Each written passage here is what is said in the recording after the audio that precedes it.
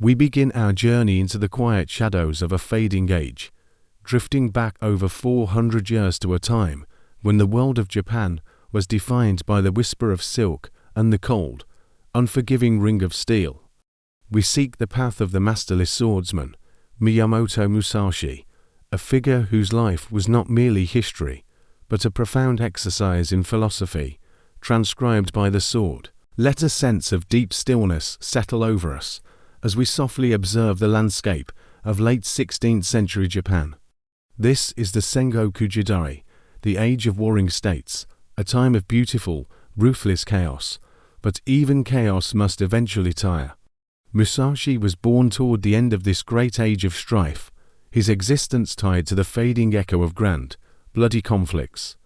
We trace his beginnings to the region of Harima Province, perhaps the village of Miyamoto, a name he would eventually carry into legend. The precise date is lost in the historical mist, but we estimate around 1584. To understand the man, we must first understand the family name that preceded him, Shinman. His father was Shinman Munisai, a figure of considerable local renown, trained in the arts of the sword and the jut, a blunt iron weapon used to disarm opponents. Munisai was a man of skill and reputation, serving the feudal lord of the region, Lord Shinman. This connection confirms that Musashi's lineage was not that of a simple peasant, but of the warrior class, the bushi, however low their status might have been. We softly observe the environment of Musashi's early life. It was a world dominated by the stark contrast between intense natural beauty and ever-present military tension. The thatched roof houses, the meticulously ordered rice paddies, the smooth stones of the riverbed all lay under the shadow of the local castle walls. His father, Munisai, represented the old, brutal, professional way of the samurai. He was a disciplined man, focused on the immediate, tangible application of lethal force. It is from this harsh, professional foundation that Musashi received his initial, silent instruction. Yet, Musashi's time under his father's direct guidance was tragically brief. The quiet, formative years of childhood were soon shattered by separation. The circumstances surrounding his mother, Omasa, and her eventual passing or separation from Munisai are obscured by legend. Some accounts suggest Omasa died shortly after his birth. Others point to a family rift, or perhaps Munisai's demanding, wandering lifestyle as a mercenary swordsman. Whatever the cause, the effect on the young Musashi was immediate and profound, the absence of a stable, nurturing family core. This early displacement, this fundamental rootlessness, became the defining psychological element of his entire existence. Let us breathe in the quiet air of the time. The very concept of the samurai was shifting. For centuries, the samurai had been the armed retainers of the great clans, defined by loyalty and the land they served. Now, as the Sengoku Jidai began its final, desperate convergence toward unification under figures like Hideyoshi, and later Tokugawa Ieyasu, the nature of war was changing. It was becoming more centralized, more bureaucratic, and less reliant on the individual brilliance of a single warrior. This transition meant that many skilled fighters, like Musashi's father, found themselves adrift, their specific talents less valued than the massed firepower of an organized army. This historical moment of social flux created the perfect environment for the Ronin, the masterless man.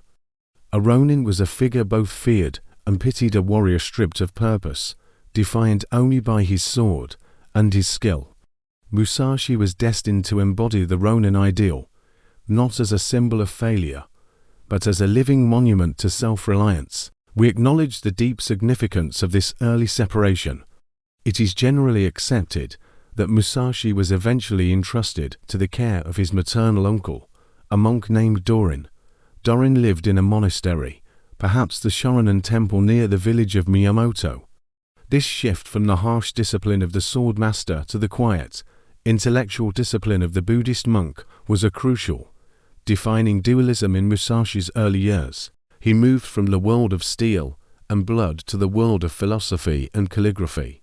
Dorin provided not just shelter, but a rudimentary education, ensuring that Musashi, despite his later reputation as a rugged outsider, was literate and exposed to the deep currents of Zen Buddhism.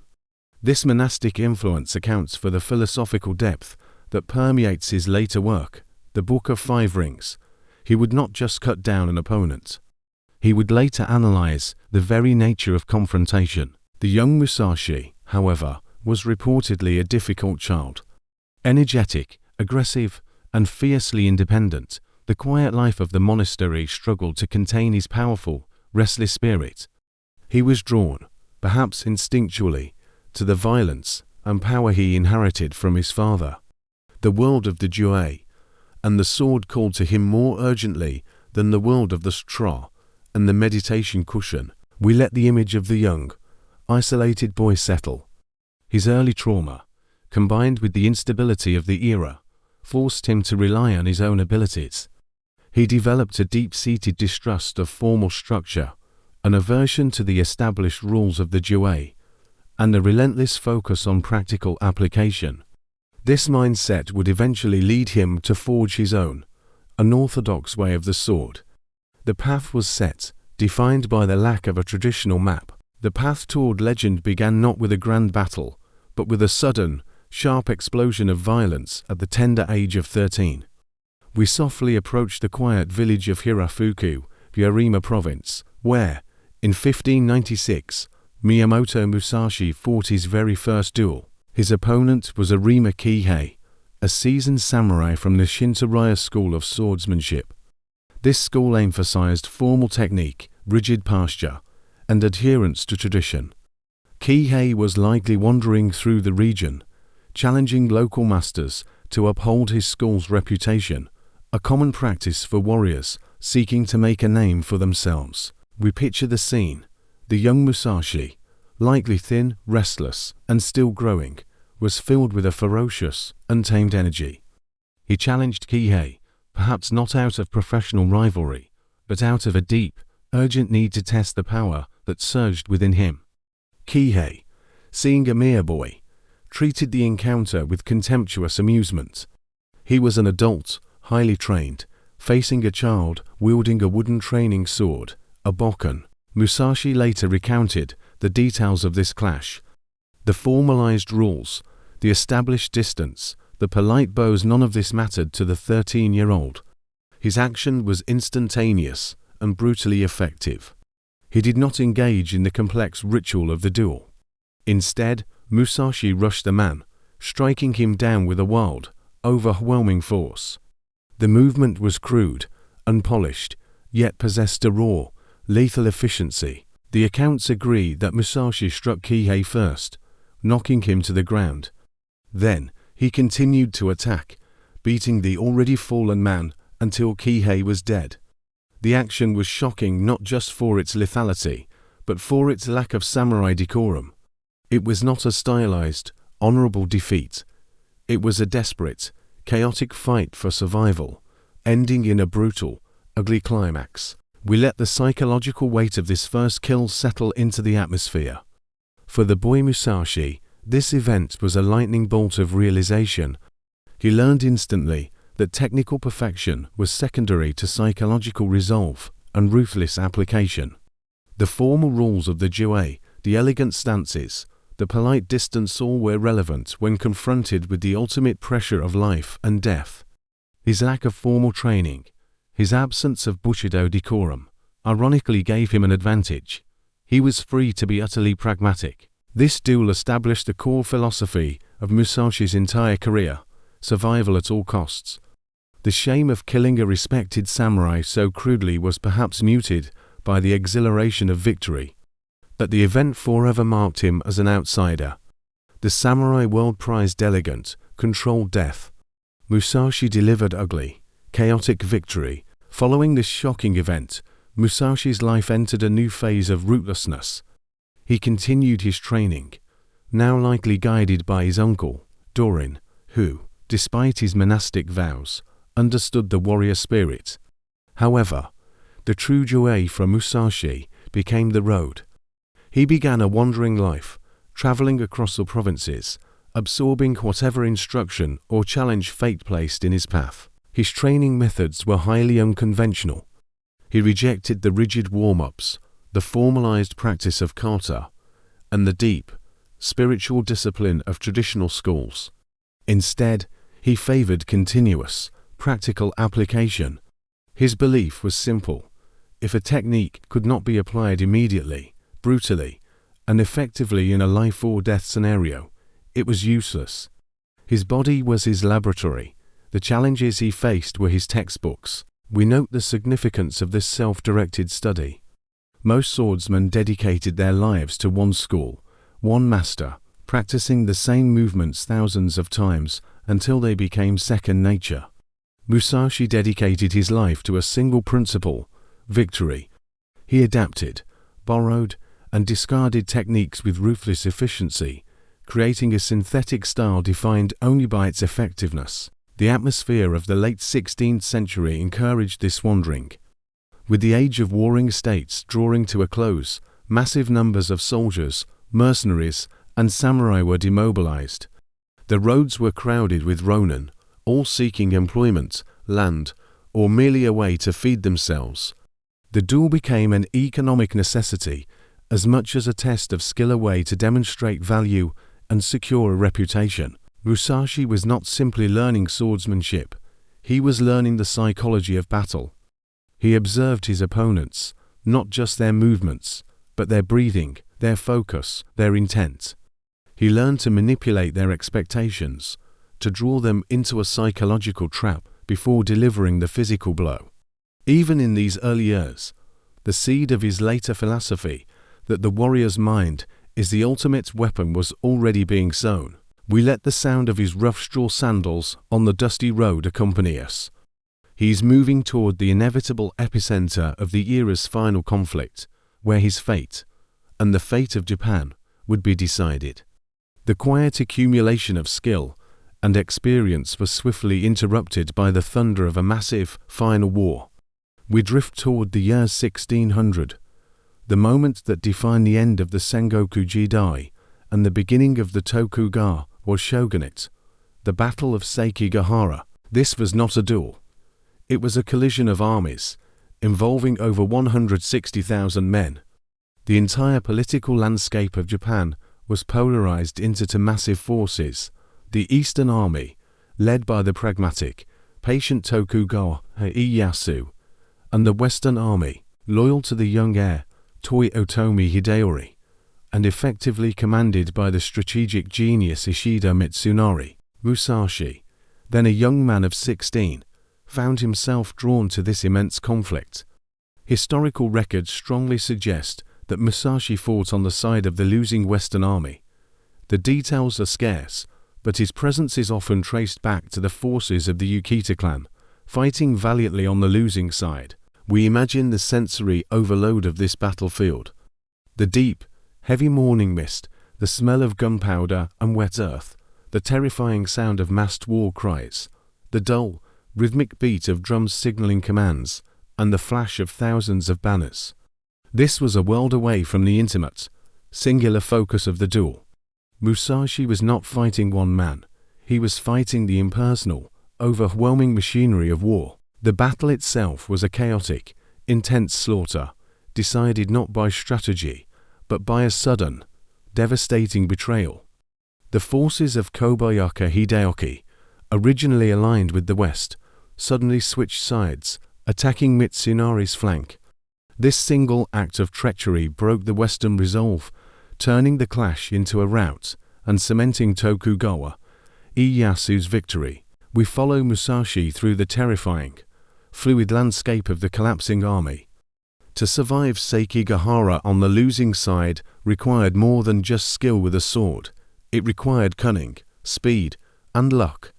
Amidst the slaughter, Musashi, alongside his former commander's men, managed to escape the final capture and execution that claimed so many. This experience was infinitely more significant than his first duel. In his duel with Arima Kihei, Musashi learned about killing. At Sekigahara, he learned about survival on a scale where the individual was meaningless. He saw the fragility of loyalty, the decisive power of politics, and the ultimate uselessness of personal courage against the tide of mass treachery and organized firepower. The immediate aftermath of the defeat was the true crucible.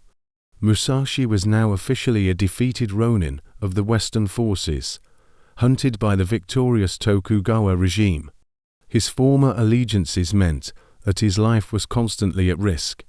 He could not return to a feudal lord. He could not settle. His world was irrevocably defined by the fact that he was on the wrong side of history. This failure fueled his subsequent, decades-long wandering. The defeat solidified his rejection of the samurai structure. The established way had failed him. Allegiance had led to ruin. He realized that true strength lay not in serving a master, but in becoming his own master. The only loyalty he could trust was to his own sword and his own capacity for survival. Musashi went into hiding, avoiding the purge of the Western sympathizers. He shed his name and rank, emerging years later as a wandering duelist, a figure dedicated solely to the perfection of his art. He transitioned from a failed soldier to a focused, ascetic swordsman. The psychological shift was complete. He turned inward, away from the grand, external chaos of political war, and toward the quiet, internal chaos of the duel. His goal was no longer to win a war, but to win the single, decisive moment that separates life from death. The immense suffering and failure of Sekigahara purified his purpose. He sought only the absolute truth of the sword. We acknowledge the deep paradox of this figure, Miyamoto Musashi, the ultimate ronin, whose entire philosophical system was built on the wreckage of a massive, failed political commitment. He carried the ghost of Sekigahara in his quiet demeanor, using the weight of that failure to fuel his relentless pursuit of martial perfection. The era of the warrior politician was over. The era of the pure swordsman had begun. Emerging from the shadow of Sekigahara, Musashi began his true pilgrimage of the sword, a long, self-imposed exile across the length of Japan that would define his legend. He was now a true ronin, defined by motion, solitude, and his single focus, the mastery of his craft. We trace his movements as a solitary figure, moving from province to province, challenging the most established schools of swordsmanship. This was not a random journey. It was a deliberate, methodical testing of every recognized theory and technique of combat against the reality of lethal encounter. His training environment was everywhere: the bustling roadside, the quiet forest clearing, the dusty jjigae, the shallow riverbank. He continued to reject the comfortable routine of the institutionalized schools, finding their techniques too rigid, too concerned with tradition, and too easily anticipated. It was during this period of intense wandering that the foundations of his own style, the Niiten Ichi Raya, the school of two heavens as one, began to solidify. This style was revolutionary, most notably for its signature technique, using two swords simultaneously. We softly observe Musashi as he experiments with the two-sword method. He realized that the single sword, the katana, was often restricted by the need for balance and defense. By using both the long katana and the shorter companion sword, the wakizashi, he could create a more versatile, fluid, and unpredictable attack and defense structure. The second sword provided an auxiliary defense, a sudden, unexpected counterattack, or a means to control the opponent's Muay bat distance. This technique was not just physical. It was deeply philosophical. The two swords represented the duality of all things, yin and yang, speed and stillness, defense and offense. The true mastery was not in the swords themselves, but in the mind's ability to coordinate them as a unified whole. To heavens has won the concept of non-duality applied to combat. Musashi often faced opponents who were masters of the Muay, the precise distance required for a fatal blow. His two-sword style allowed him to break this traditional distance. He could use the short sword for a sudden close-in attack, or the long sword to pin the opponent's weapon, creating a vulnerability. It was a style built on exploiting the opponent's expectation that the fight would be restricted to one hand. The pilgrimage of the sword was a ruthless examination of human psychology. Musashi realized that the true duel began long before the weapons were drawn. It began with the opponent's state of mind. He employed psychological warfare with ruthless efficiency. He was known for arriving late to duels, intentionally disrupting the opponent's focus and frustrating their concentration. He used unconventional weapons, wooden bokken instead of steel, or a blunt J staff to force his opponent to rely too heavily on their own steel blade, believing their superior weapon guaranteed victory. He sought to place his opponents in a position of mental disadvantage before the physical fight even began. This period was characterized by his intense series of duels in Kyoto, the cultural and political capital, against the prestigious Yoshioka school. The Yoshioka family had been the official instructors to the Ashikaga shoguns for generations and represented the height of formal, tradition-bound swordsmanship. We let the quiet tension of Kyoto streets settle. The confrontation between Musashi and the Yoshioka was a clash between the old, aristocratic way and the new, pragmatic, Ronin way. The outcome of these duels would not only establish Musashi's legend, but also signal the permanent shift in the samurai world toward practical, individualized martial arts. The life of the wandering swordsman was one of constant physical hardship and profound internal discipline. Musashi rejected the comfort and security of a fixed home, believing that attachment to possessions or comfort corrupted the clear focus of the warrior's mind. He lived ascetically, often refusing baths or changes of clothes, which contributed to his rough, intimidating appearance. This was a deliberate choice, to live outside society, to be unburdened by material desires, and to ensure that his only true companion and teacher was the blade he carried. The deep stillness of his solitary life was his true jujai. He spent hours in meditation, or simply observing nature, finding martial lessons in the flight of a bird, the flow of a river, or the growth of a tree. His sword became not just a weapon, but a tool for self-discovery. He sought to master himself through mastering the blade. The concept of the swordsman was born not in a grand court, but in the profound, quiet solitude of the Japanese countryside. We now drift into the ancient capital of Kyoto, where the air is thick with history and the scent of incense. The year is 1604. Musashi has arrived to challenge the Yoshioka school. This was not merely a martial arts school. It was a political institution. For generations, the Yoshioka family had served as the sword instructors to the Ashikaga shoguns. They represented the establishment. They represented the very structure of samurai society that Musashi had rejected. To challenge them was to challenge the heart of the Kyoto martial world. The head of the school was Yoshioka Seiyoro. He was a man of immense skill and refinement. He was the heir to a dynasty of swordsmen. He accepted Musashi's challenge, perhaps thinking it was a minor annoyance. A ronin from the countryside seeking a name. The duel was set to take place at Reindaiji Temple, the northern part of the city. Let us visualize the morning of the duel. The students of the Yoshioka school gathered early. They wore clean uniforms. Their swords were polished. They stood in orderly rows. They represented the perfection of form and tradition. They waited for the challenger to appear, but Musashi did not appear. The sun rose higher in the sky. The shadows of the temple eaves shortened. The students began to murmur. Was the challenger afraid? Had he fled? Seiyoro grew impatient. His calm demeanor began to fracture. He felt the insult of the delay. This was the first layer of Musashi's strategy. By making Seiyoro wait, he was transforming the master's confidence into irritation. He was disrupting the rhythm of the opponent's mind before a single weapon was drawn. Finally, Musashi appeared. He did not arrive in formal samurai attire. He wore simple travel clothes. He did not carry a steel sword. He carried a bokken, which is a wooden practice sword.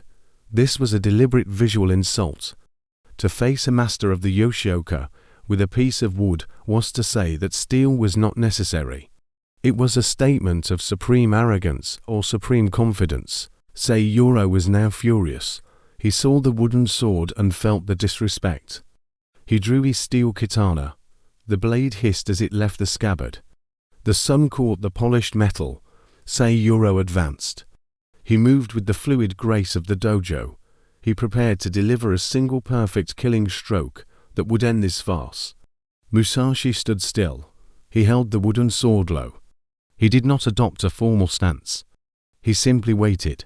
He was creating a void, a space for Seiyoro to enter. Seiyoro lunged. It was a magnificent cut meant to cleave Musashi in two. But Musashi did not block. He stepped inside the cut. He moved into the danger. With a sharp, brutal crack, he brought the wooden sword down. He did not strike Seijuro's sword. He struck Seijuro's body. The blow landed on Seijuro's shoulder. The force shattered the bone. The steel sword fell from Seijuro's useless hand. The master of the Yoshioka fell to the dust. The duel was over in a single heartbeat. Musashi did not kill him. He left him crippled. He destroyed his ability to ever hold a sword again. This was a fate worse than death for a samurai.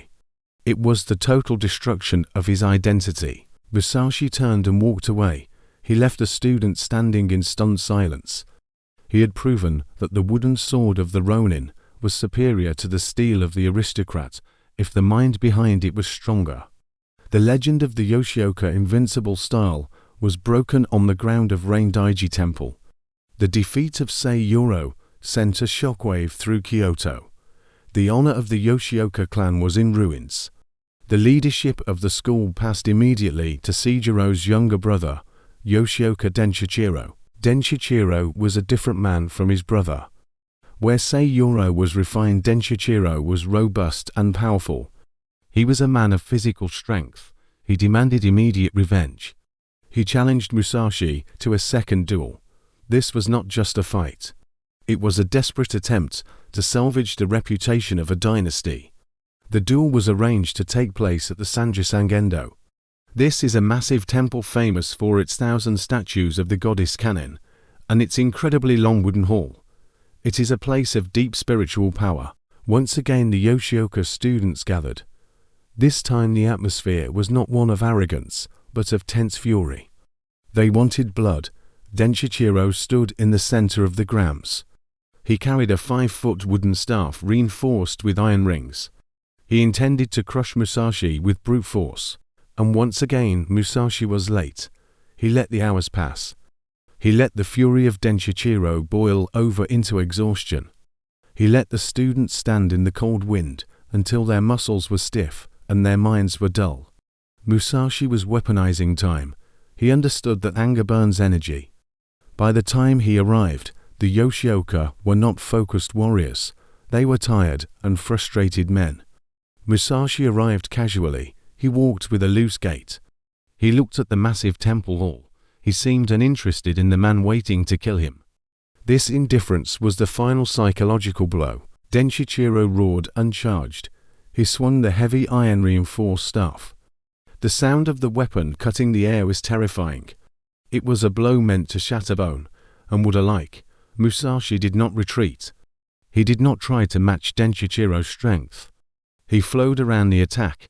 He used the principle of water. When the staff came down, Musashi was already gone. He moved inside the arc of the weapon. Musashi struck. He was using a wooden sword again. He hit Denshichiro with a precise percussive force. The blow struck the head. It was instant and fatal. Denshichiro collapsed. The second head of the Yoshioka school was dead. Musashi did not linger to gloat. He bowed to the fallen man and vanished into the city streets. He had now defeated the masters of the most prestigious school in the capital.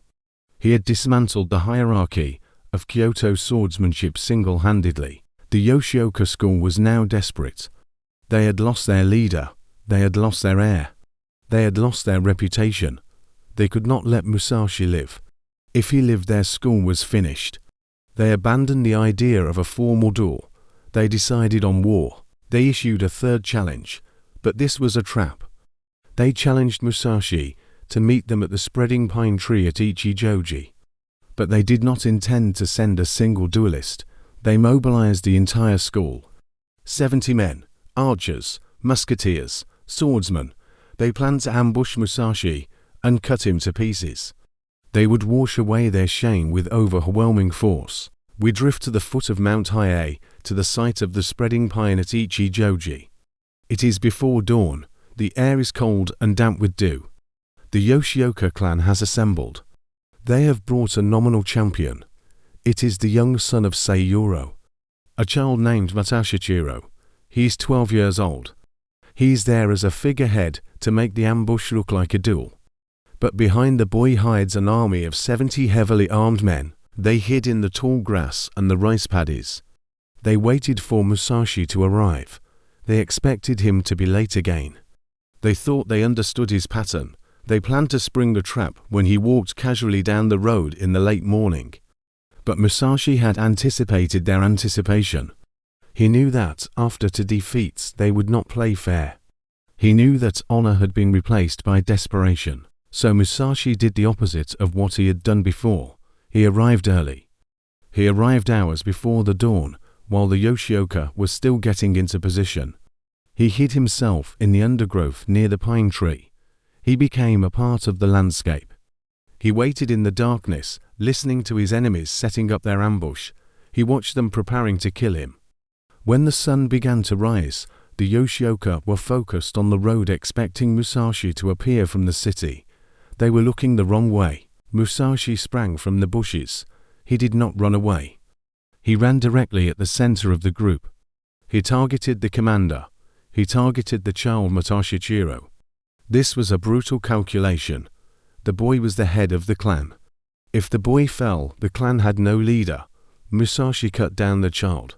It was a harsh, tragic act, but in the logic of the samurai feud, it was the checkmate. The Yoshioka men were stunned. They froze in horror.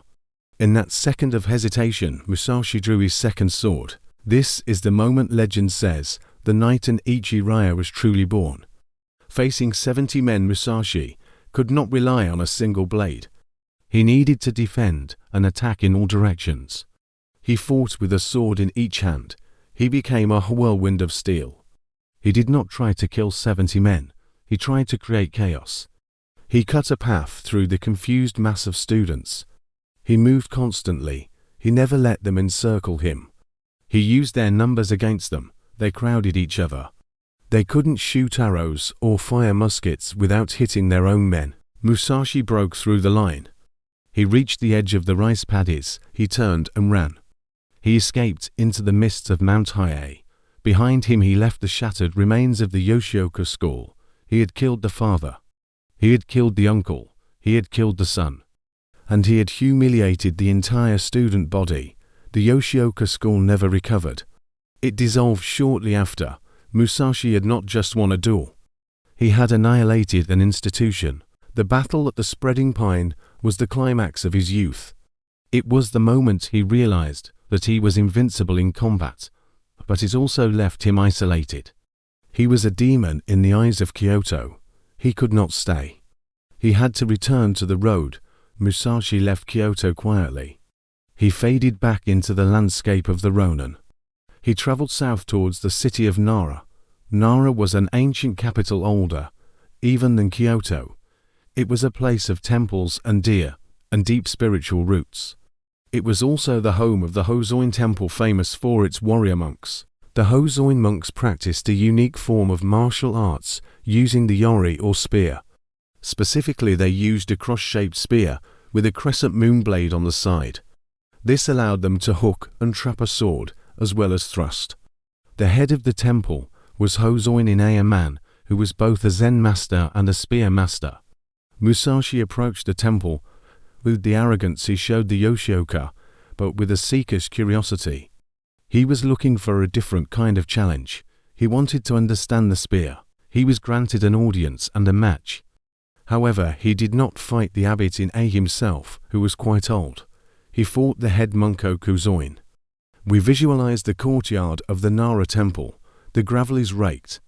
The wooden pillars of the temple stand silent witness. Musashi faces the monk. The monk holds the long spear. The reach of the spear is far greater than the sword. Musashi has to close the distance to strike, but if he moves in he risks being impaled or hooked. This duel was a chess match of distance. Musashi used his short sword to parry the thrusts, and his long sword to threaten the monk. He realized that the spear relies on rhythm. Thrust and retract, thrust and retract. Musashi broke the rhythm. He stepped in when the spear was retracting. He closed the gap. He defeated the monk, but he did not kill him. This was a significant shift. After the bloodbath of the Yoshioka, Musashi began to move away from lethal force when it wasn't strictly necessary for survival. He defeated the technique, not the man. After the match, Musashi stayed at the temple. He spoke with the abbot Ine. They talked not of killing but of the mind.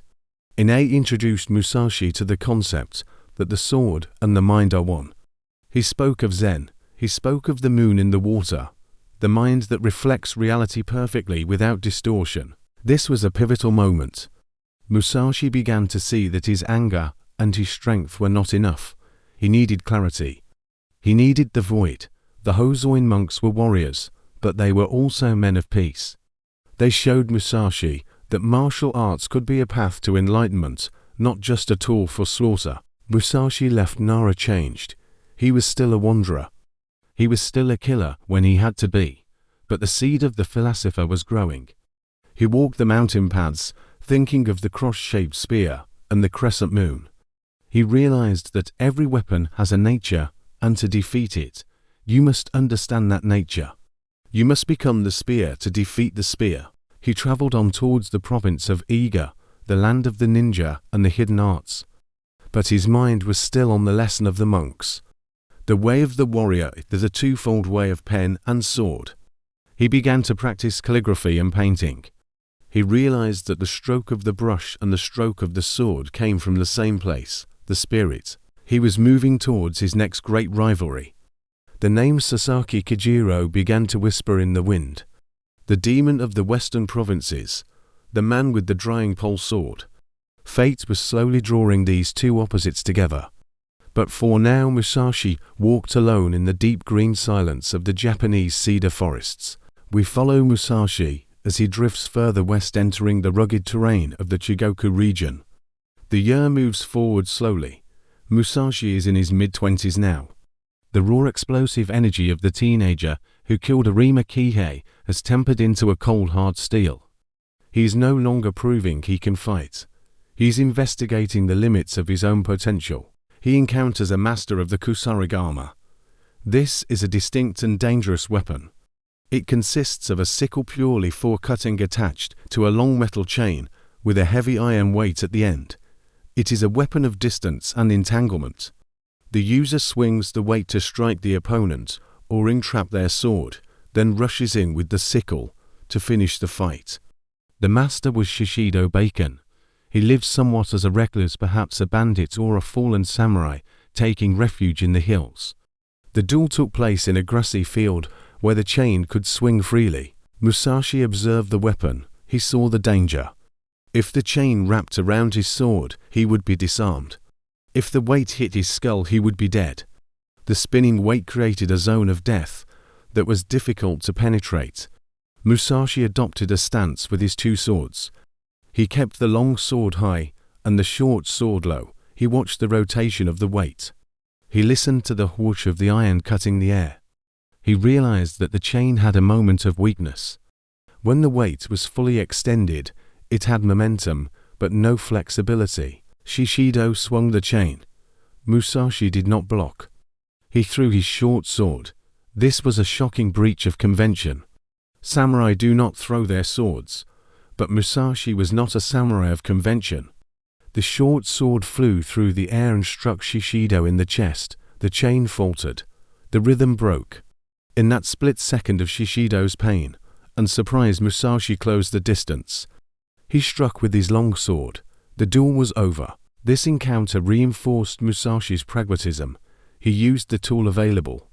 He broke the rules of the duel to survive the reality of the fight.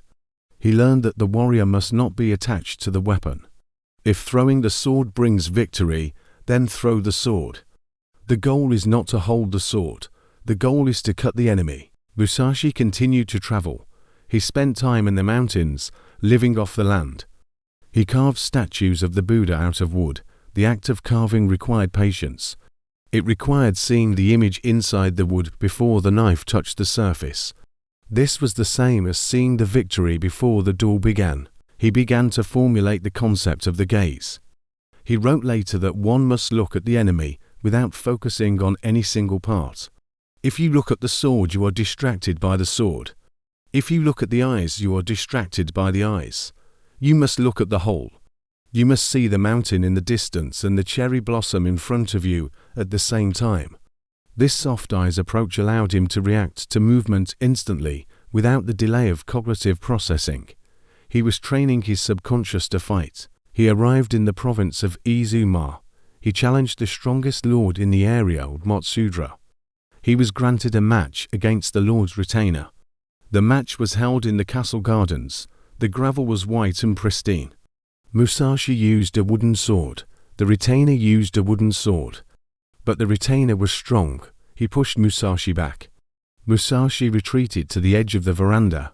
He seemed trapped. The retainer lunged. Musashi dropped his sword. He stepped in and grabbed the retainer's arms. He used jujutsu grappling. He threw the man. It was a demonstration that the sword is just an extension of the body. If the sword fails, the body must continue the fight. Musashi was becoming a complete weapon. We are approaching the year 1612. The atmosphere of Japan is changing. The Tokugawa shogunate is consolidating its power. The era of the large wars is fading. The ronin are becoming a problem for the state. They are restless men with dangerous skills and no masters. Musashi travels to the island of Kyushu, to the domain of the Hosokawa clan in Kokoro. He is now 28 years old. He has fought over 60 duels. He has never lost. In Kokoro there lived another demon. His name was Sasaki Kajiro.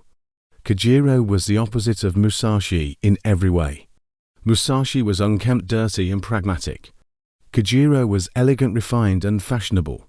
Musashi used a wooden bokken or two swords. Kajiro used an odachi, a massive two-handed greatsword named the drying pole because it resembled a long laundry pole. Kajiro's technique was called the swallow cut or tsubengeshi. It was a strike so fast and precise, it was said, he could cut a swallow out of the air in mid-flight. It involved a downward cut, followed instantly by an upward cut, without losing momentum. It was a move of terrifying grace. The rivalry between Musashi and Kajiro was inevitable. They were the two peaks of the mountain. They represented the two paths of the sword, the path of elegant perfection and the path of ruthless survival. The duel was arranged. It was to take place on the small remote island of Funajima, later renamed Ganryujima, in the strait between Honshu and Kyushu. The date was set for April 13, 1612. The psychological warfare began immediately. The duel was scheduled for 8 in the morning. The officials arrived. Sasaki Kajiro arrived. He was dressed in fine silk. His long hair was tied back. His massive sword was polished. He waited.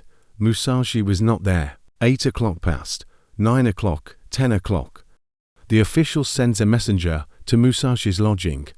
They found him still asleep. He woke up slowly. He ate a leisurely breakfast. He washed. He seemed to have forgotten the duel entirely. This was the ultimate insult. Kajiro was waiting on a hot beach. The tide was changing. The sun was beating down. Kajiro's anger was building. His fine composure was cracking. He felt disrespected. He felt Musashi was a coward. Finally, Musashi boarded a small boat to take him to the island. But he did not bring a sword. As the boatman rowed Musashi at the spare oar in the bottom of the boat, he picked it up. He took out his small knife. While the boat rocked on the waves, Musashi began to carve the oar. He whittled it down. He shaped it into a long, heavy wooden sword. He made it slightly longer than Kajiro's famous drying pole. This was a master stroke. He was fashioning a weapon specifically for this one enemy. He was adapting to the specific threat of the reach of the Nodachi. And he was doing it calmly, while traveling to his potential death. The boat arrived at the island. It was now late morning. The sun was high. Kojiro stood on the beach. He was trembling with rage. He saw Musashi step out of the boat, looking disheveled, holding an old oar. Kojiro shouted, "You are late." He drew his magnificent sword and threw his scabbard into the sea. He was committing to death. He would not need the scabbard again. Musashi smiled. He spoke softly. "If you have thrown away your scabbard, you have already lost."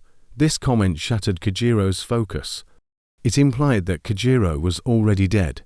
It was a psychological cut before the physical one. Kojiro charged. He ran across the sand. He raised the drying pole. He unleashed the swallow cut. The blade came down. It sliced through the headband Musashi wore. It grazed his scalp. It was a perfect strike. But Musashi had timed it. He lowered his body. He swung the heavy wooden oar. The length of the oar, just inches longer than the sword, was the deciding factor.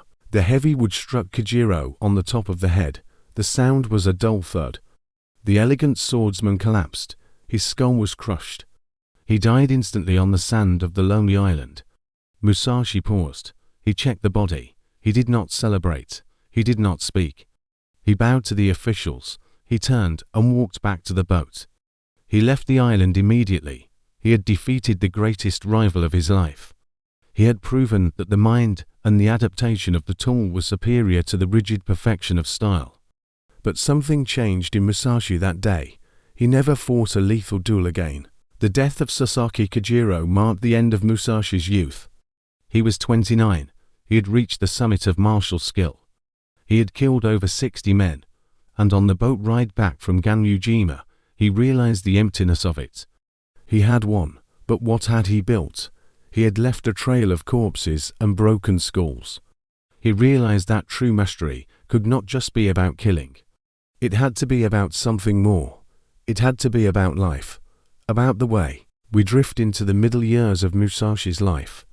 These are the quiet years, the years of the artist and the philosopher. He stopped wandering as a challenger and began wandering as a sage. He served various lords, not as a warrior, but as a guest and advisor. He advised on the layout of castles. He designed gardens. This is a gentle paradox. The man who destroyed the Yoshioka school now spent his days arranging rocks and moss to create perfect harmony in a garden. He was applying the principles of strategy to nature. He realized that the principles of the sword were the principles of everything: rhythm, timing, balance, the void. He took up the brush. His ink paintings are masterpieces of the Sumii style. He painted birds, specifically shrikes. A shrike is a bird of prey, small but fierce. He painted them sitting on dead branches. The brush strokes are sharp and sudden like a sword cut. He was painting the spirit of the sword using ink. He carved wood and metal. He made tsuba sword guards. They were simple functional designs, often featuring the namako or sea cucumber motif. They were unpretentious. They reflected his belief in function over decoration. He also adopted a suniori. This is a softening of the man. The solitary wolf became a father. He mentored Iori, guiding him into the service of the Ogasawara clan, and later the Hosokawa. He secured a future for his son that was stable and honorable, unlike his own chaotic youth. Musashi's teaching style changed. He no longer beat students into submission.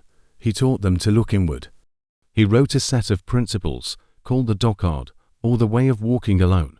This text is a list of 21 precepts for living an ascetic, honest life. Do not seek pleasure for its own sake. Do not regret what you have done. Never be jealous. Respect Buddha and the gods without counting on their help. These are the words of a man who has accepted his solitude. He is not lonely. He is alone. There is a difference. He has detached himself from the need for a validation. He stands perfectly still, the center of his own universe. He moved to Kumamoto on the island of Kyushu at the invitation of the Hosokawa lord.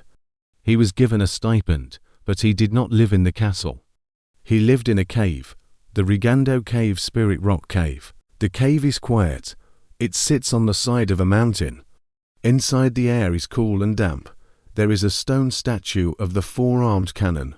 Musashi sat there in the semi-darkness. He was an old man now. His body was scarred.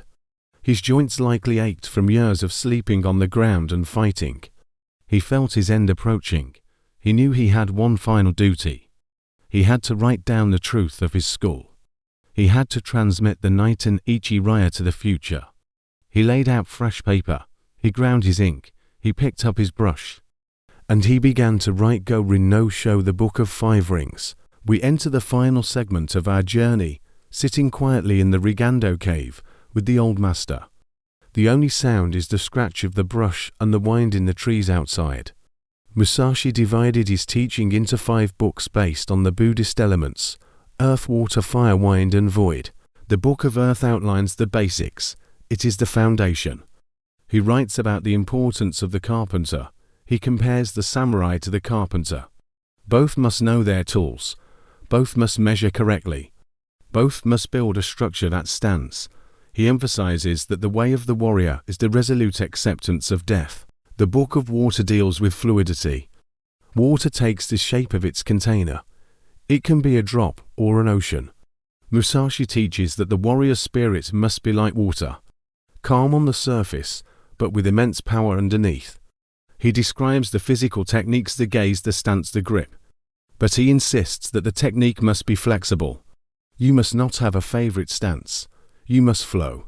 The Book of Fire is about conflict. Fire is fierce. It consumes. This book is about the timing of the battle. How to intimidate the enemy. How to move them around. How to crush them. He talks about crossing the ford, knowing when to commit fully to the attack. He talks about becoming the enemy, putting yourself in their mind to see their fear. The Book of Wind is a critique of other schools. He gently dismantles the traditions of his time. He mocks schools that focus on long swords or short swords or fancy footwork. He calls them sword merchants who sell tricks rather than truth. He says that true strategy has no fancy tricks. It is simply cutting the enemy down directly and efficiently. And finally, the Book of the Void. This is the most difficult and beautiful section. The void is not emptiness in the sense of nothing.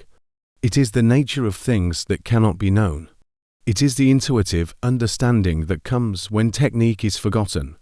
When you practice the sword for 1,000 days, it is discipline. When you practice for 10,000 days, it is refinement. But when you go beyond that, you enter the void. You no longer think about the cut. You simply are the cut. The sword moves by itself. The mind is clear like a polished mirror.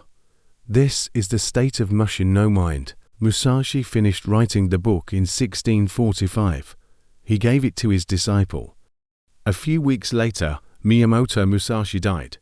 He was believed to be 61 years old. He did not die in a duel. He died of what was likely thoracic cancer. A quiet, natural death for a man of violence. He was buried at his request, clad in his armor, standing up. He wanted to be buried facing the road leading into Kumamoto, so that even in death he could watch over his lord and protect the domain. The legacy of Musashi is not just a list of dead opponents. It is the idea that one can master the world by mastering oneself. He showed that the way of the sword is not just about killing. It is a way of life. It is a path of rigorous honesty, infinite discipline, and the courage to walk alone. As we leave the cave and step back into the light, we carry with us the quiet strength of the Ronin. The image of the solitary figure walking under the moon, to swords at his belt, mind clear as a mirror ready for whatever the road brings. We drift away from the age of the samurai. The swords are rusted now. The castles are museums. But the whisper of the Niiten Ichi Raya remains, softly fade out. We have walked the path of Miyamoto Musashi, from his birth in the chaotic village of Harima to his quiet death in the Rigando cave. But to truly understand the way of the samurai, we must now open the scroll he left behind. We must drift deep into the ink and the paper of the Book of Five Rings, the Go-Rin no Sho. This is not just a manual on how to kill. It is a manual on how to perceive reality. Let us begin with the ground. The Book of Earth. Musashi chose this name deliberately. Earth is solid. It is the foundation. Without the earth, there is no stance, no movement, no life. In this book, Musashi presents a metaphor that seems strange for a warrior. He compares the way of strategy to the way of the carpenter. We picture the carpenter in the Edo period. He does not rush, he carries a plan in his mind. He knows the nature of the wood. Musashi asks us to look at the wood. There is straight grain timber, free of knots. This is used for the visible pillars, the beautiful front of the house. There is timber that is strong but has knots or defects. This is used for the inner pillars, the hidden strength that holds the roof. Then there is weak, warped wood. This is used for scaffolding, temporary and disposable. The master carpenter and the master strategist must know his men, then the carpenter knows his wood.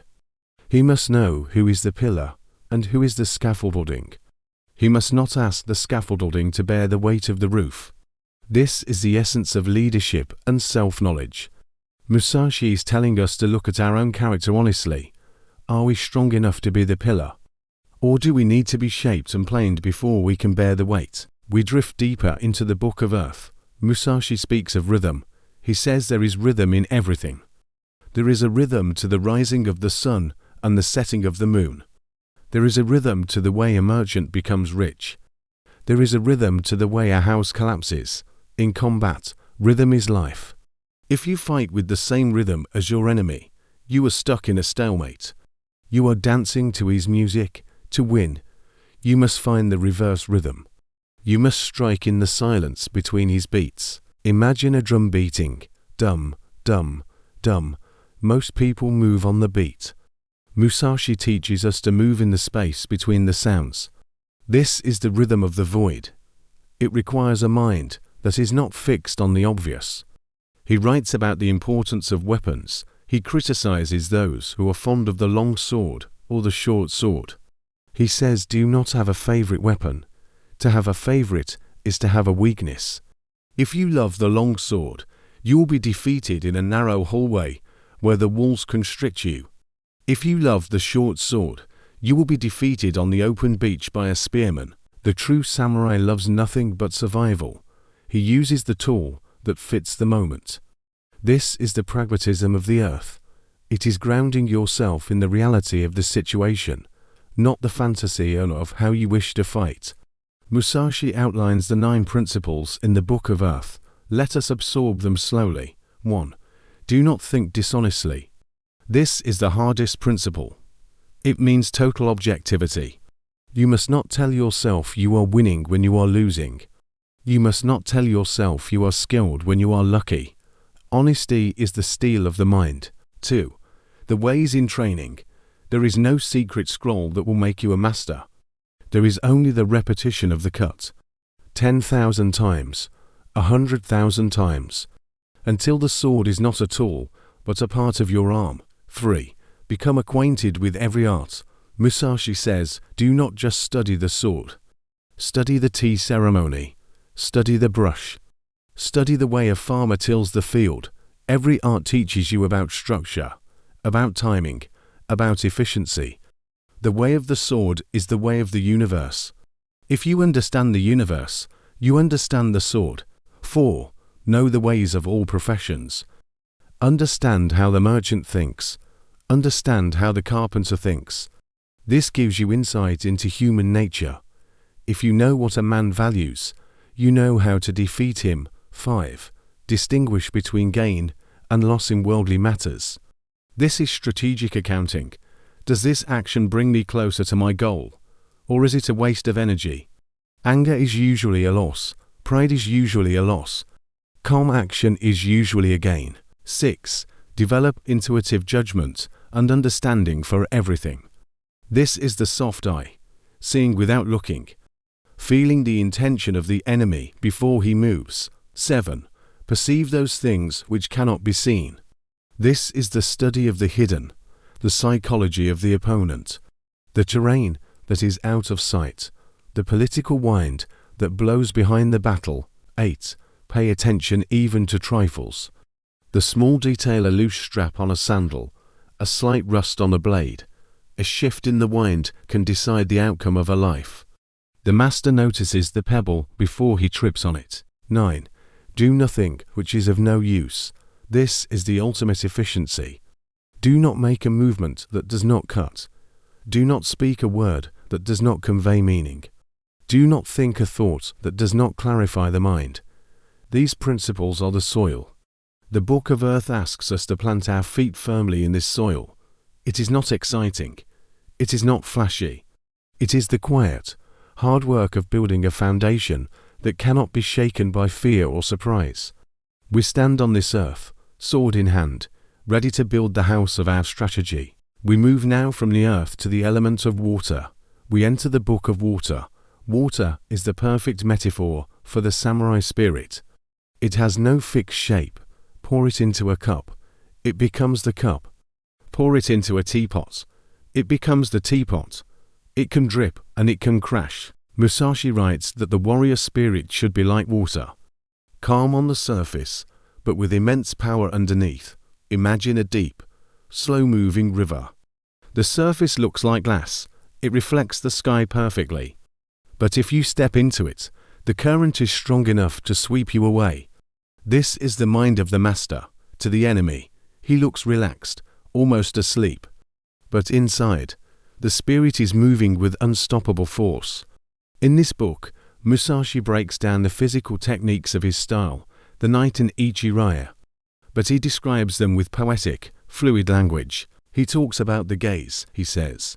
Look at the enemy as if you are looking at a distant mountain. Do not stare at his sword. Do not stare at his eyes. This creates tunnel vision. If you focus too hard on one thing, your mind stops flowing. It freezes. When water freezes, it becomes brittle. It can be shattered. When the mind freezes on a specific fear or a specific target, it can be defeated. You must keep the mind fluid. You must see everything at once.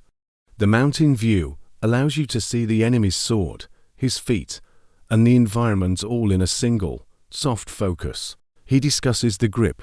He says to hold the sword as if you are holding a quail egg. If you squeeze too hard, you break the egg. If you hold too loosely, the egg falls. The grip must be alive. Most people grip the sword with tension in their shoulders and arms.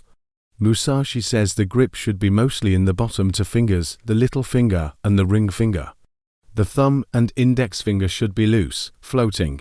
This allows the sword to pivot instantly. It allows the wrist to be flexible like a whip, not rigid like a club. He describes the 5 attitudes or 5 stances. But he immediately warns us, stances are for the beginner. In real combat, there are no stances. The stances are just waypoints. High, middle, low, right, left. He says you must flow between them constantly. If you hold a stance, you are a statue. A statue is easy to hit. You must be like water flowing around a rock. If the enemy attacks high, you flow low. If he attacks low, you flow high. The stance exists only for the split second before the cut. Musashi introduces the concept of sticking. This is a profound water principle.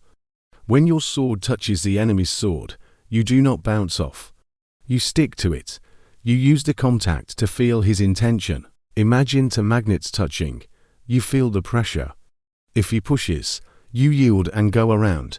If he pulls, you follow and enter. You stick to his blade like wet silk. This allows you to control his weapon with your own. You can suppress his sword, pressing it down so he cannot lift it. You can guide his sword away from your body. This sensitivity requires a relaxed arm. A stiff arm cannot stick. It can only bang and clash. He speaks of the body of the rock. This seems contradictory to water, but it is the moment of impact. When you cut, for that singular microsecond, you become solid. You put your whole spirit, your hips, your knees, into the strike. You become a rock falling from a cliff, unstoppable. And then, the moment the cut is finished, you return to water. You relax instantly, ready for the next movement. The Book of Water also deals with panic. He says that in large battles, panic spreads like a wave. It is a contagion of the spirit. The commander must be the breakwater. He must be the calm ocean that absorbs the chaotic waves of his men's fear. Musashi teaches us to bring the enemy into our own rhythm. If the enemy is hurried, We must be slow. If the enemy is slow, we must be fast. We use our water to quench his fire. We drown his strategy in the depth of our own calm. We visualize Musashi practicing these techniques by a waterfall. He stands under the freezing water. He lets the physical sensation of the water, pounding his shoulders, teach him about entrance and flow. He watches the bubbles form and vanish. He realizes that combat is just like the bubbles. It is transient. It appears, it bursts, and it returns to the stream. There is nothing to cling to. There is only the flow. We leave the river and approach the forge. We enter the realm of material culture. To understand the samurai, we must understand the soul of his profession, the katana. The making of a Japanese sword is not a manufacturing process. It is a religious ritual. It begins with the elements: earth, fire, water, wind. It starts with the totara, a clay furnace built to smelt the iron sand. This process takes 3 days and 3 nights of constant attention. The smelters must feed the fire with charcoal every few minutes. They must not sleep. They must keep the fire pure. The result is the tamahagane, the dual steel. It is a rough, silver-grey block of metal that contains the spirit of the mountain. We observe the swordsmith. He's dressed in white, the color of purification. He has purified himself with cold water. He prays to the Shinto kami of the forge before he lifts his hammer. He's not just making a tool, he's birthing a living thing. The genius of the katana lies in its contradiction. A sword must be hard, so it can hold a razor edge. But if it is too hard, it is brittle and will snap in battle. A sword must be flexible so it can absorb the shock of a blow. But if it is too flexible, it will bend and not cut. How does the smith solve this paradox? He uses 2 different types of steel. He takes a core of soft, flexible steel and wraps it in a jacket of hard, brittle steel. Then comes the folding. This is the legendary aspect of the katana. The smith heats the steel until it glows yellow-orange. He hammers it flat. He folds it over. He hammers it again. He does this 10, 15, perhaps 20 times. Each fold doubles the layers. By the end, the blade consists of thousands of microscopic layers of steel. This process drives out impurities. It homogenizes the carbon content. It creates a grain pattern on the steel, like the grain of wood, called the hardar. This is the fingerprint of the blade. We listen to the rhythmic clang of the hammer. Ting, ting, ting. The smith and his apprentice work in a perfect rhythm. One striking with a small hammer to guide, the other striking with a large sledgehammer to flatten. It is a dance of fire and sweat. Then comes the clay tempering. This is the moment of magic. The smith coats the blade in a secret mixture of clay, charcoal, and water. He paints it on the blade. He puts a thick layer on the spine, the back, and a very thin layer on the edge. He heats the sword one last time. He watches the color of the steel. He is looking for the color of the moon in February, a specific shade of radiant heat. When he sees it, he plunges the blade into a trough of water. Hiss, the water boils instantly, the steam rises. This rapid cooling causes the steel to crystallize. Because the edge was covered in thin clay, it cools very fast and becomes incredibly hard martensite crystals. Because the spine was covered in thick clay, it cools slowly and becomes flexible pearlite and ferrite. This difference in cooling rates actually causes the blade to curve. The famous curve of the katana is not hammered in. It is born from the physics of the quench. The boundary between the hard edge and the soft spine is called the hamon. It is a visible, wavy line that runs down the length of the blade. It looks like mist, or waves, or lightning. This is the soul of the sword. It is the visual proof of the smith's skill. Finally, the sword goes to the polisher. This is a separate master. He spends weeks rubbing the blade with a series of increasingly fine stones. He reveals the beauty of the steel. He polishes the edge until it is invisible, until it disappears into its own sharpness. Musashi carried such a weapon, though he often chose not to use it. He understood the effort, the prayer, and the science that went into the steel. He respected the sword as a sacred object. To draw it was a grave decision. To draw it meant that the spirit of the smith, the spirit of the fire, and the spirit of the warrior were all committed to a single, irreversible act. We visualize the sword resting on a rack in a quiet room. It is silent, it is cold. But inside the steel, the energy of the fire is trapped, waiting to be released. It is a sleeping dragon. We step away from the heat of the forge into the cool, quiet interior of a tea room jishitsu. We are exploring the culture of the samurai, specifically the tea ceremony chanoeu. It seems a contradiction that men of such violence would cultivate such a gentle art, but for the samurai, tea was essential. Musashi wrote, "Cultivate a wide range of interests in the arts." He understood that constant tension leads to snapping. The bowstring must be unstrung to keep its power. The tea ceremony was the unstring. We enter the tea room through a small, low door called the Nijiriguchi. We must crawl through it. This forces us to bow. It forces us to lower our heads.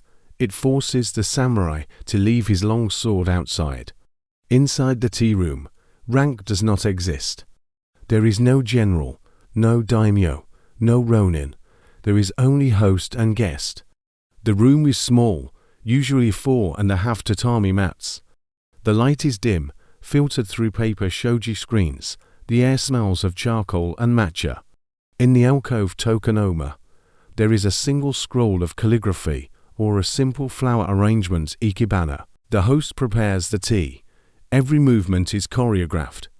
The wiping of the bowl, the scooping of the tea, the whisking of the water. It is a moving meditation. There are no wasted movements. It is the book of earth applied to peace. For Musashi, the focus required to whisk the tea perfectly was the same focus required to cut an enemy. It is the state of Zanshin relaxed alertness. The mind is fully present in the moment. If you are thinking about the battle tomorrow, you will spill the tea. If you are thinking about the battle yesterday, you will drop the whisk. You must be here. The tea bowl itself is rough pottery. It is often irregular, asymmetrical. This reflects the aesthetic of wabi-sabi, the beauty of the imperfect, the impermanent, and the incomplete. The samurai knows his life is impermanent. He knows his body is imperfect. He finds beauty in the cracked cup because it resembles his own mortality. We watch the steam rise from the green tea. The silence in the room is profound. It is a shared silence. The samurai sits with his enemy, or his lord. They drink from the same bowl.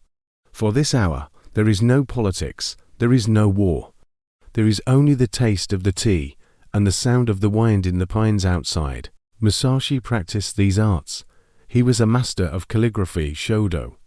We look at his surviving works. His brushstrokes are powerful, swift, and decisive. There is no hesitation. In calligraphy, you cannot correct a mistake. Once the ink touches the paper, it is final. This is the same as the sword cut. You cannot undo a cut. You must commit fully. He painted Bodhidharma, the founder of Zen.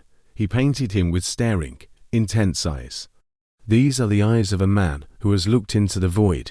Musashi saw himself in that image. We also consider the samurai diet. It was simple: rice, pickled vegetables, miso soup, fish when available. It was a diet of fuel. They ate to survive, not to indulge. Musashi warned against gluttony. Do not seek pleasure for its own sake. A heavy meal makes a slow body. A slow body makes a dead samurai. We look at the armor yoroi. It was a masterpiece of engineering. Small scales of iron or leather, lacquered to prevent rust, laced together with silk cords. It was flexible and tough. But Musashi often fought without armor. He preferred speed. He trusted his ability to not be there when the blow landed. However, the wearing of the armor was a ritual. The helmet kabuto often had a fierce face mask mempo to terrify the enemy. It was a psychological projection. The samurai transformed himself into a demon of war, so that he could do the terrible things required of him. When he took off the mask, he had to return to being human. The tea ceremony was the bridge back to humanity. We sit in the fading light of the tea room. We understand now that the samurai was not a simple killer. He was a man spanning the gap between the brutality of steel and the fragility of a flower. He lived in the tension between these two poles. Musashi navigated this tension by realizing they were the same thing. The sword that kills is the sword that gives life. The hand that cuts is the hand that pours the tea. He returned to the text, opening the book of fire. This is the book of battle, the book of the large scale and the small scale. Fire is fierce, fire spreads. Fire can be a small spark or a raging inferno. Musashi tells us that the spirit of the duel is the same as the spirit of the war. In the Book of Fire, Musashi discusses environment. He talks about the position of the sun. You must fight with the sun at your back. This is practical blind your enemy, but it is also metaphorical. Fight with the authority of nature behind you. Take the high ground. Force the enemy into the uncomfortable footing. He talks about 3 ways to forestall the enemy. This is about initiative. Ken no sen, attack before he attacks. Seize the moment of his preparation. Tai no sen, wait for his attack, but initiate your counterattack the moment he commits. You move into his space as he arrives. Tai no sen, you both attack at the same time, but your spirit is stronger, and you crush his attack with your own. Musashi emphasizes that you must never be passive. Even in defense, you are attacking his mind, you are controlling the space. He introduces a terrifying concept, to hold down the pillow. This means not letting the enemy's head rise. When he tries to formulate a plan, you strike him. When he tries to change his stance, you strike him. You suppress his potential. You never let him wake up to his full capability. You smother his spirit before it can breathe. He talks about crossing the ford. In a battle or in life, there are moments where you must commit to a dangerous action to get to the other side. Like sailing across a rough sea, you cannot hesitate in the middle. You must judge the conditions and then sail hard. If you hesitate in the middle of the ford, the current will sweep you away. In a duel, this is the killing stroke. We drift further into the material culture that defined Musashi's world. Let us look closely at the tsuba, the sword guard. To a novice, that tsuba is just a piece of metal that protects the hand. To the samurai, it is a canvas. Musashi made his own tsuba. He preferred a design called the namako or sea cucumber. It is an abstract organic shape, simple iron, dark and rough, but in the Edo period tsuba became jewelry. Masters carved intricate landscapes into the iron. They inlaid gold and silver and copper. You could see a tiny golden tiger stalking a silver bamboo forest on a disc of metal 3 inches wide. That tsuba balanced the sword. It adjusted the center of gravity. A heavy tsuba made the tip light for fast dueling. A light tsuba made the tip heavy for powerful cutting. The samurai would change his tsuba depending on his mood or the season. Cherry blossoms for spring, maple leaves for autumn. Even in the weapon, there was a celebration of nature. We also look at the seiju, the cord that ties the scabbard to the belt. It was made of woven silk. It could be used to tie back the sleeves for fighting. It could be used to tie up a prisoner.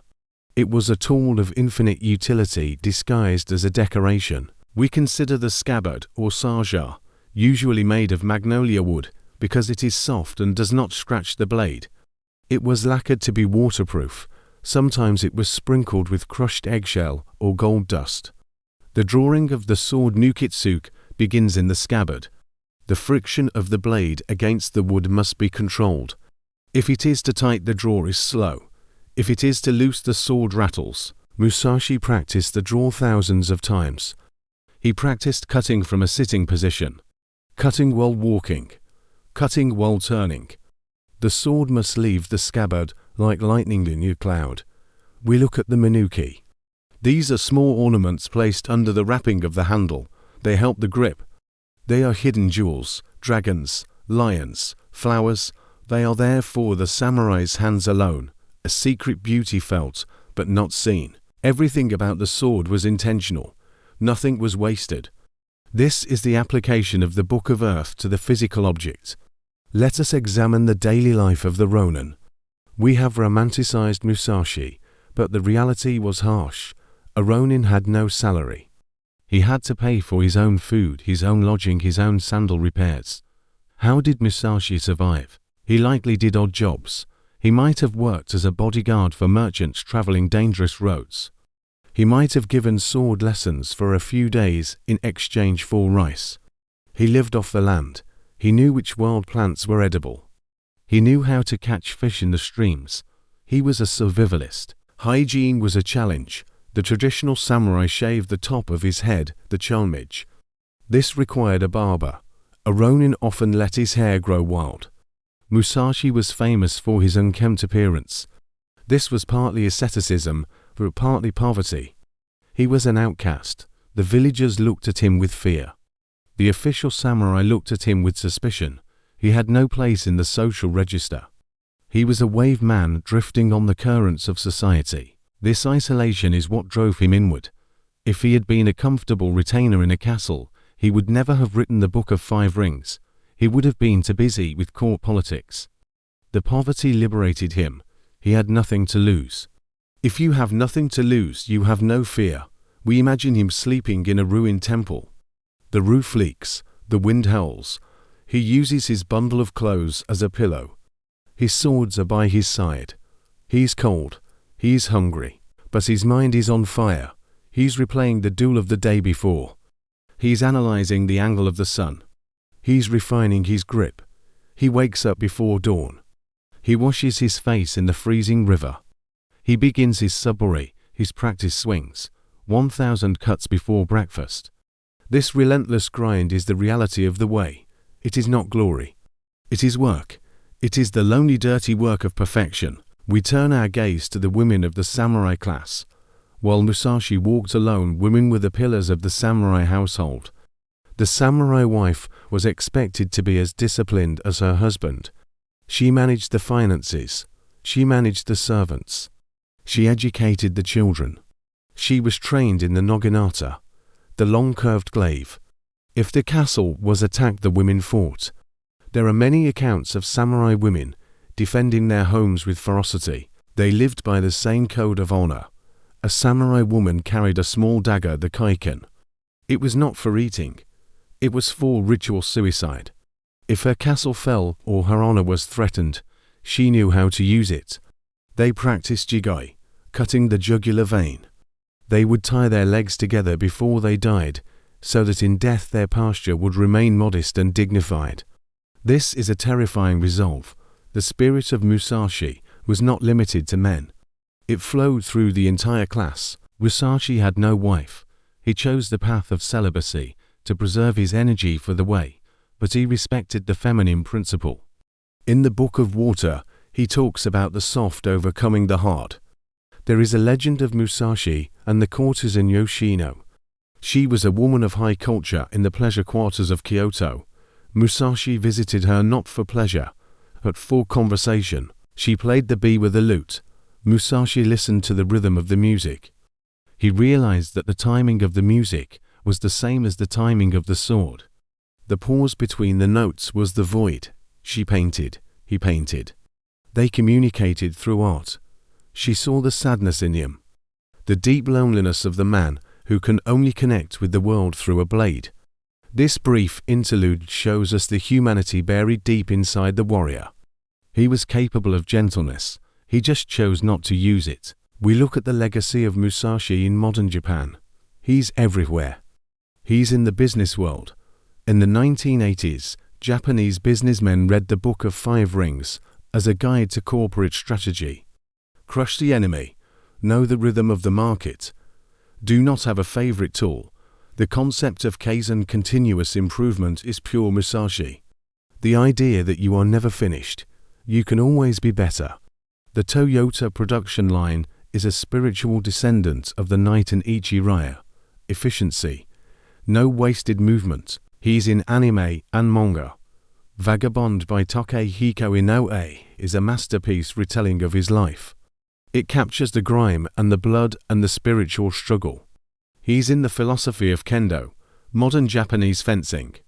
Kendo practitioners still study his timing.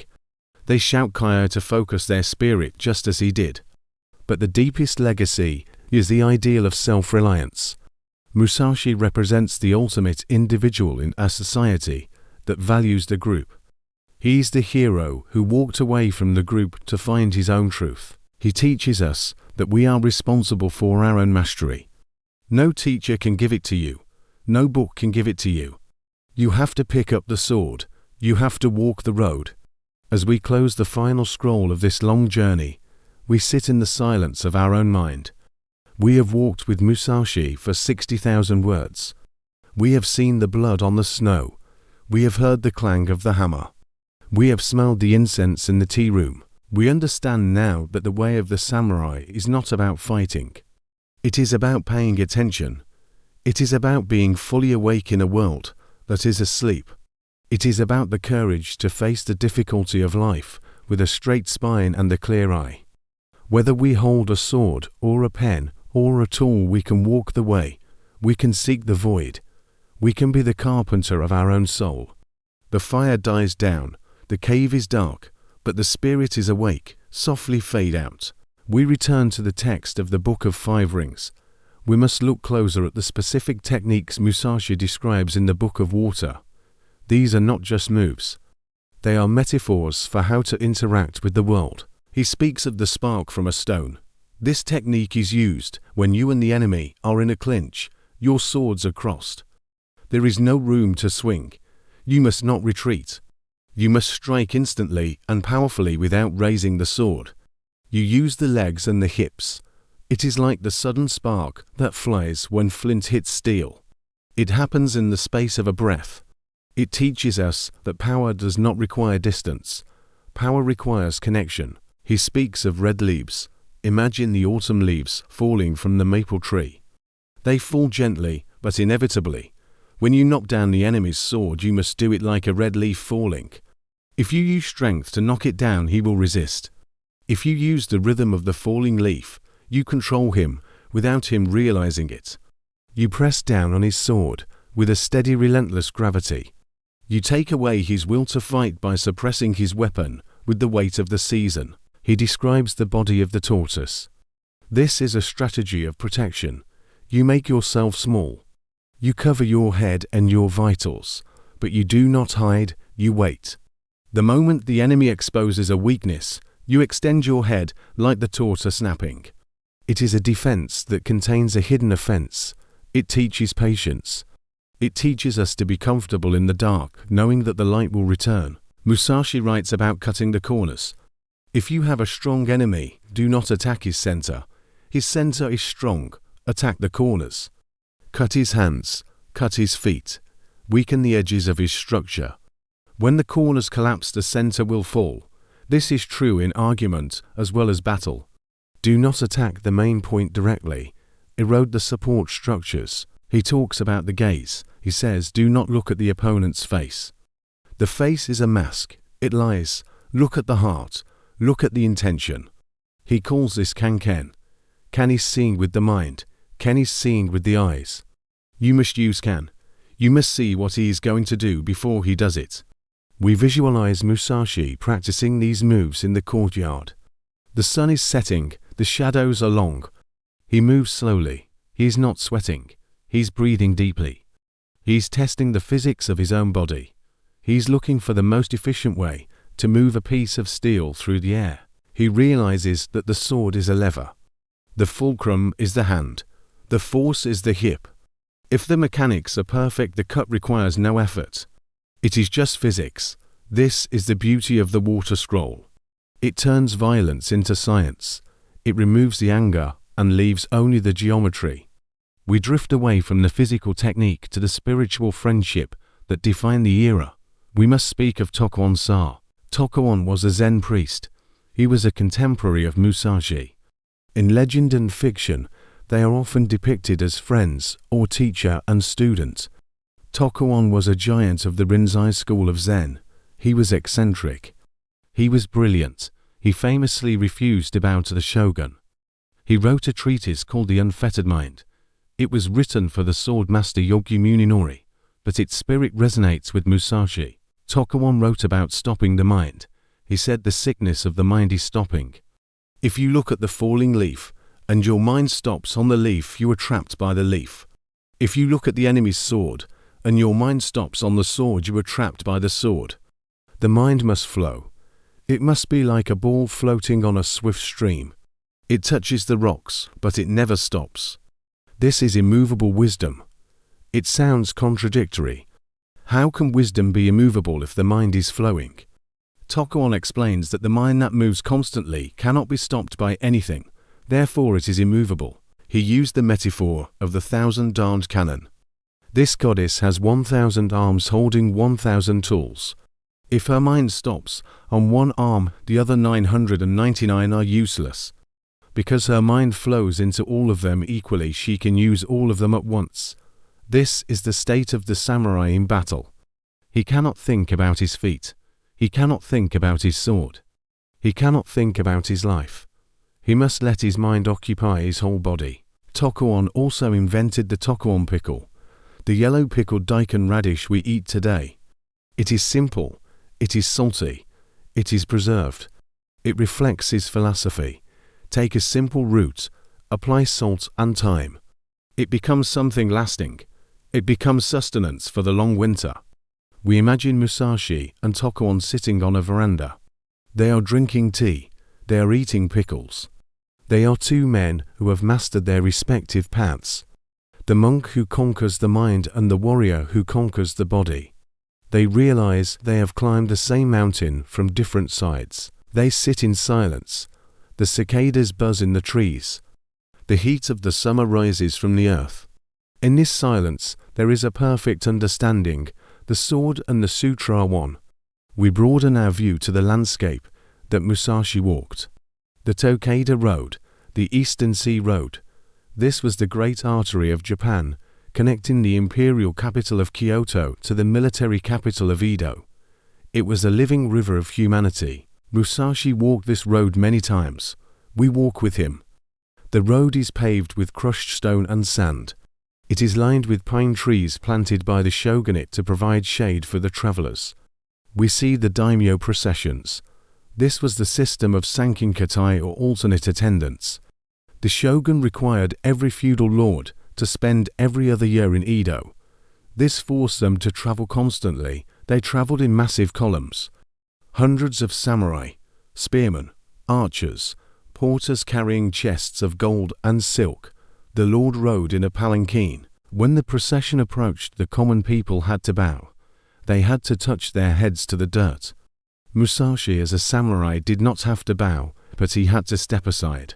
He watched these parades of power. He saw the waste of energy. He saw the pageantry that had replaced the reality of war. We passed the post stations. There were 53 stations on the Tokaido. These were towns dedicated to the traveler. Inns, tea houses, stables, the smell of grilling eel. The sound of shamisen music, the shout of the stable boys changing horses. Musashi stayed in the cheaper inns. He slept on straw mats. He listened to the gossip of the merchants. He learned the news of the realm, from official decrees, but from the whispers of the road. We see the MT, Fuji in the distance. It is the eternal reference point. Whether you are walking east or west, Fuji stands still. It is the ultimate symbol of the Book of Earth, large, silent, watching over the transient movements of men. We crossed the great rivers. The Oi River had no bridge. The shogun forbade bridges to prevent enemies from marching on Edo. Travelers had to be carried across on the shoulders of coolies or in small wooden platforms. Musashi would have waded across, feeling the cold current against his legs, using the water training to keep his balance.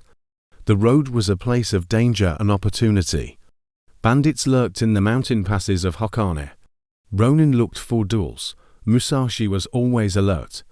He walked with the Zanchin state of mind, aware of who was behind him, aware of the wind, aware of the terrain. The Tokaido was the spine of Japan. To walk it was to know the country. Musashi knew every stone and every turn. He knew that the road has no end. The destination is just a pause before the next journey. We enter the gates of the Japanese castle, Himeji, Osaka, Kumamoto. These were the centers of power. Musashi served as a guest in these fortresses. We look at the architecture of defense. The stone walls Ishigoki, they are curved like a fan. This slope is called the Mushigashi, the warrior repellent. It is designed to be impossible to climb. The stones are fit together without mortar. They are loose enough to survive an earthquake, but tight enough to keep out a knife blade. We cross the moat. The water is dark and still. Carp swim in the depths. The moat is the first circle of defense. It creates a psychological distance. To enter the castle, you must cross the water. You must leave the mundane world. We enter the gates. They are massive wooden doors, reinforced with iron studs. The path through the gates is never straight. It turns 90 degrees. This prevents an enemy from rushing through. It creates a kill zone where defenders can fire arrows from above. We enter the Keep Tenshu. It is a tower of white plaster and black tile. It looks like a heron taking flight. Inside, the corridors are dark and polished. The floors are made of Japanese cypress. They are nightingale floors. They are built with special nails that chirp like birds when someone walks on them. This is a low-tech alarm system. No ninja can walk silently on a nightingale floor. Musashi walked these halls. He advised lords on the placement of guards. He looked at the castle not as a home, but as a machine for war. He saw the weapon racks, lines of matchlock guns, rows of spears. The castle was a warehouse of death. But it was also a place of culture. In the inner chambers, there were screens painted with tigers and bamboo. There were gold leaf walls. There was the smell of expensive incense. The lords sat on a raised dais. Musashi stood in the presence of these lords. He was respectful, but he was not cowed. He knew that the castle could burn, the walls could fall. The only true fortress was the mind. In his later years in Kumamoto, he advised Lord Hosokawa on the expansion of the castle. He applied his strategy to architecture.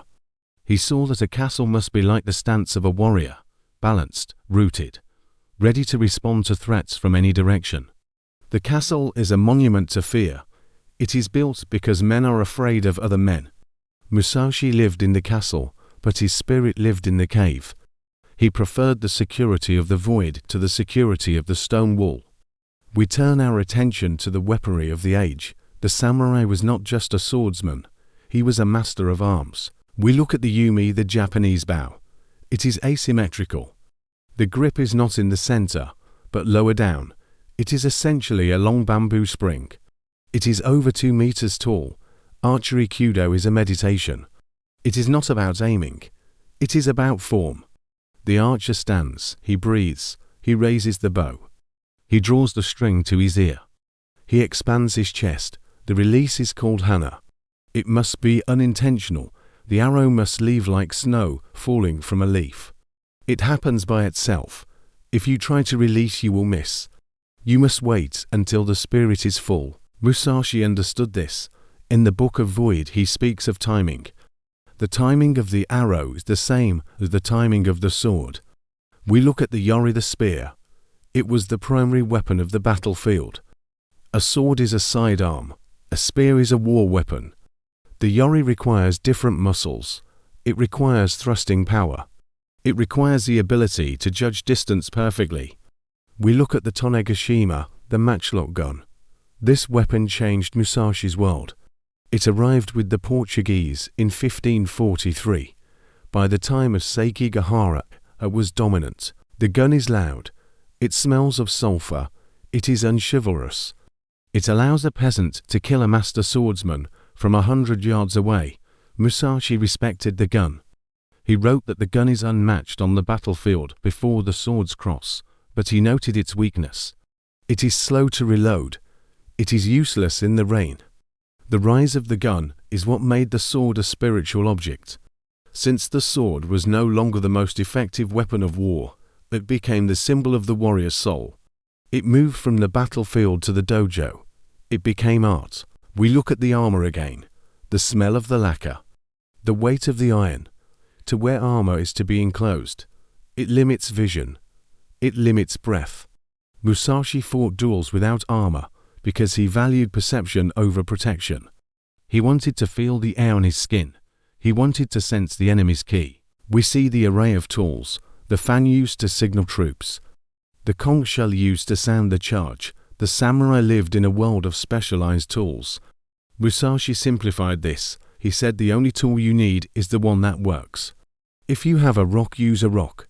If you have a sword, use a sword. Do not rely on the gear. Rely on the hand that holds it. We delve into the quiet world of the Zen garden, the Karasan Sui, the dry landscape garden. Musashi designed gardens, the most famous one attributed to him at the Myoshinji Temple in Kyoto. Why does a warrior build a garden? Look at the rocks. They are the bones of the earth. They are hard, permanent, silent. Musashi placed them with strategic intent.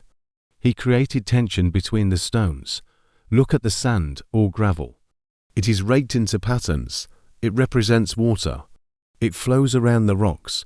The garden is a training ground for the mind. To rake the gravel requires total focus. If your mind wanders, the line becomes crooked. It is a test of Zanshin. The garden is a microcosm of the universe. It captures the large in the small.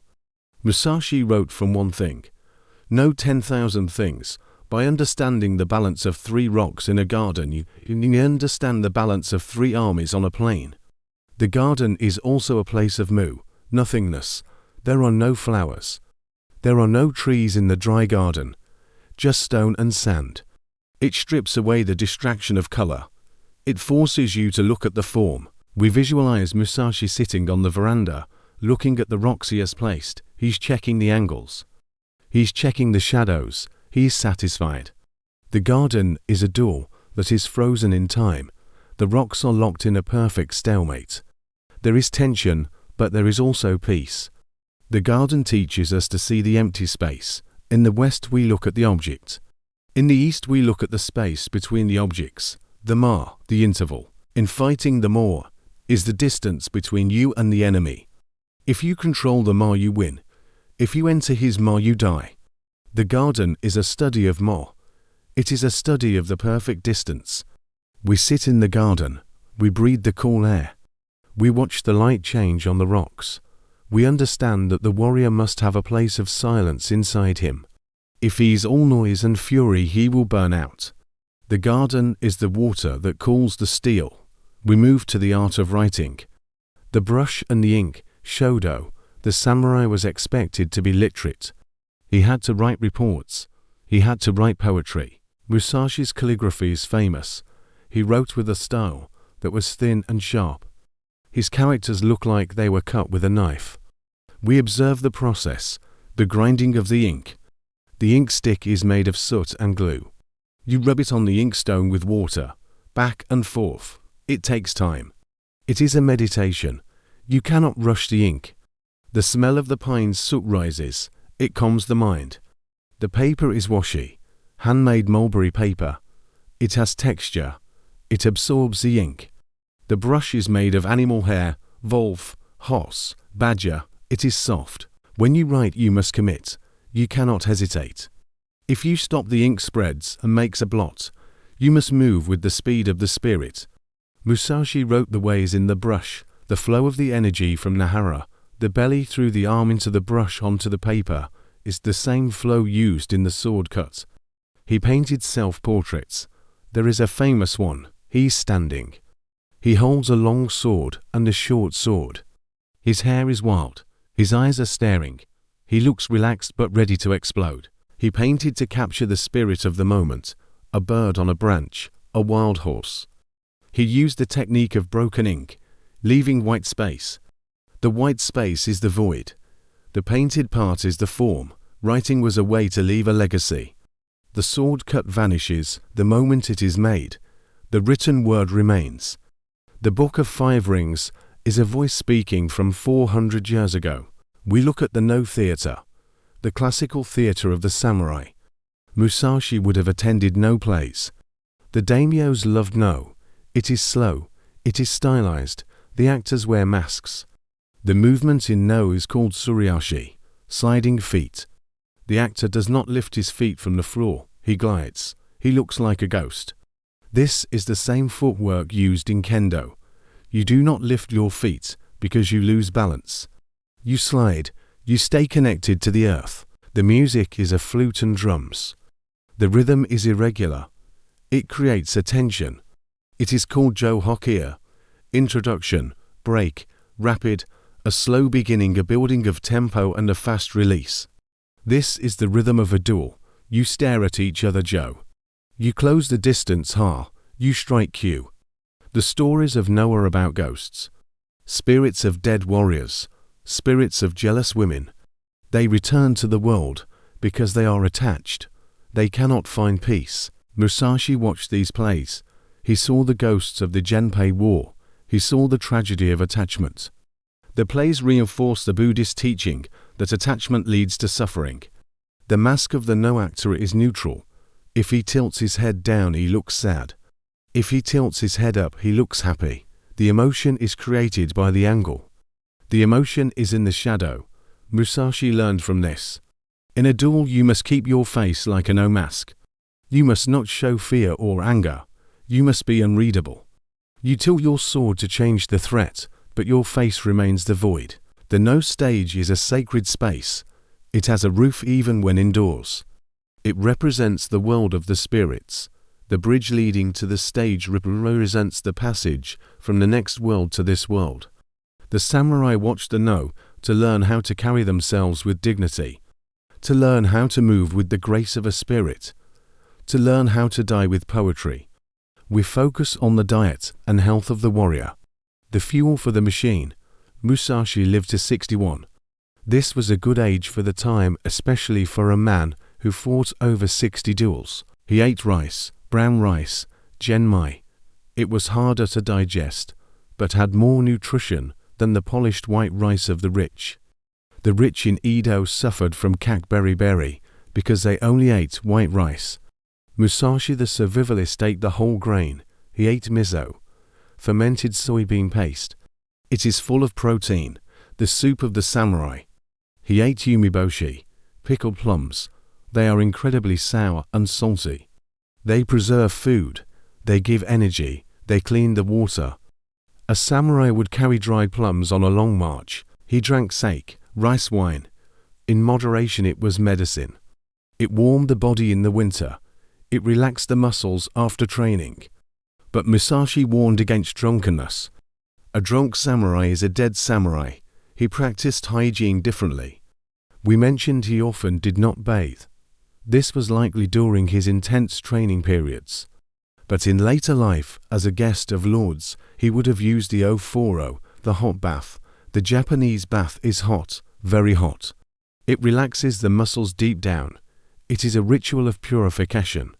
You wash the dirt off outside the tub, then you soak in the clean water. Musashi knew the body was the vessel of the spirit. If the body is weak, the spirit cannot act.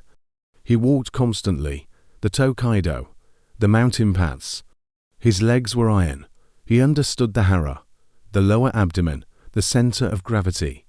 In Japanese medicine, this is the source of energy ki. When you breathe into the hara. When you shout kai, it comes from the hara. Musashi taught to keep the center of gravity low, to move from the hips, to keep the neck loose. This is biomechanical efficiency. He did not use steroids or supplements. He used wind and rice and gravity. He built a body that could endure the cold of the cave and the heat of the duel. We conclude this extension by looking at the modern resurrection of Musashi. After the Meiji Restoration in 1868, the samurai class was abolished. Swords were banned, top knots were cut, Japan modernized. Musashi was history, but in the 1930s Eiji Yoshikawa wrote the novel Musashi. It was serialized in the newspaper. It became a sensation. It reinvented Musashi for the 20th century. It turned him from a cold killer into a seeker of truth. It gave him a romance with the character Atsu. It gave him a human heart. This novel is the source of most modern images of Musashi. It created the myth that sustains the man. Then came the movies. Toshiro Mifune played Musashi in the Samurai trilogy. He gave Musashi a gruff, scowling face. He solidified the image of the Ronin. Then came the business books. The Book of Five Rings became a bestseller on Wall Street in the 80s. Musashi for managers. The corporate warriors saw themselves in him. They wanted to use his strategy to take over markets. And now we have video games. Musashi appears in games as a hero, a demon, a historical figure. He's still fighting. Why does he endure? Because he represents agency. In a modern world where we feel helpless, where we are cogs in a machine, Musashi is the man who cuts the machine. He's the man who relies on nothing but himself. He's the archetype of the lone wolf. He needs no team. He needs no validation. He needs no technology. He just needs his skill and his will. This is a powerful fantasy. It comforts us. It tells us that, if we work hard enough, if we are disciplined enough, we can carve our own path. We look back at the Rigando cave. The old man is gone. The scroll is dry, but the words are still burning. There is nothing outside of yourself that can ever enable you to get better, stronger, richer, quicker, or smarter. Everything is within. Everything exists. Seek nothing outside of yourself. This is the final lesson. The sword is not the steel. The sword is you. We close the book. We blow out the candle. The smoke drifts into the air like a spirit departing. We are left in the quiet dark. We drift now into the quiet, damp workshop of the Tagishi, the sword polisher. The smith forges the soul of the sword, but the polisher reveals it. In Musashi's time, a sword that was not polished was blind. It could cut, but its spirit was hidden under the black scale of the forge. The polisher sits on a low wooden stool. He is bent over a large wooden tub filled with water. He holds the blade with a cloth. He does not touch the steel with his bare hands. The oil from his skin would ruin the work. He uses a series of stones. The first is the arato. It is a rough, coarse stone. It makes a loud scratching sound, scritch scratch. This stone shapes the geometry of the blade. It defines the edge. It removes the rust of battle or neglect. The polisher moves the blade back and forth in a perfect rhythm. He uses the weight of his upper body, not his arms. It is a trance. If he loses focus for a second, he can ruin the geometry. He can cut himself. The water drips from the blade into the tub. Drip, drip. He moves to the binsui stone. It is smoother. The sound changes. It becomes a soft hiss. The scratches from the first stone are erased. The grey steel begins to shine. Then the kaisei, finer still. The blade begins to look like a mirror. The final stage is the shiage. This is done with tiny, paper-thin slices of stone glued to the thumb. The polisher rubs the blade, inch by inch. This brings out the hamon, the temper line. It looks like mist rising from a river. It looks like the Milky Way. Musashi understood this process. He knew that the warrior's mind must also be polished. Every day of training is a stroke of the stone. You remove the rust of doubt. You remove the scale of ego. Eventually, the mind becomes like the polished steel. It reflects everything perfectly, but retains nothing. The workshop smells of wet stone and iron. It is a cold smell. It is the smell of clarity.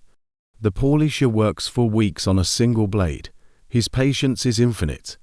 He teaches us that beauty is the result of abrasion. You must be worn down to shine. We turn our attention to the kodo, the way of incense. The samurai did not just train their eyes and hands, they trained their sense of smell. Before a battle, a samurai would often perfume his helmet. He would burn incense inside the helmet, so that if his head was taken, it would smell sweet. It was a final act of dignity. But kodo was also a game, a meditation. In the quiet rooms of the castle, samurai would gather for an incense ceremony. The host brings in a small ceramic burner. Inside is a piece of burning charcoal buried in white ash.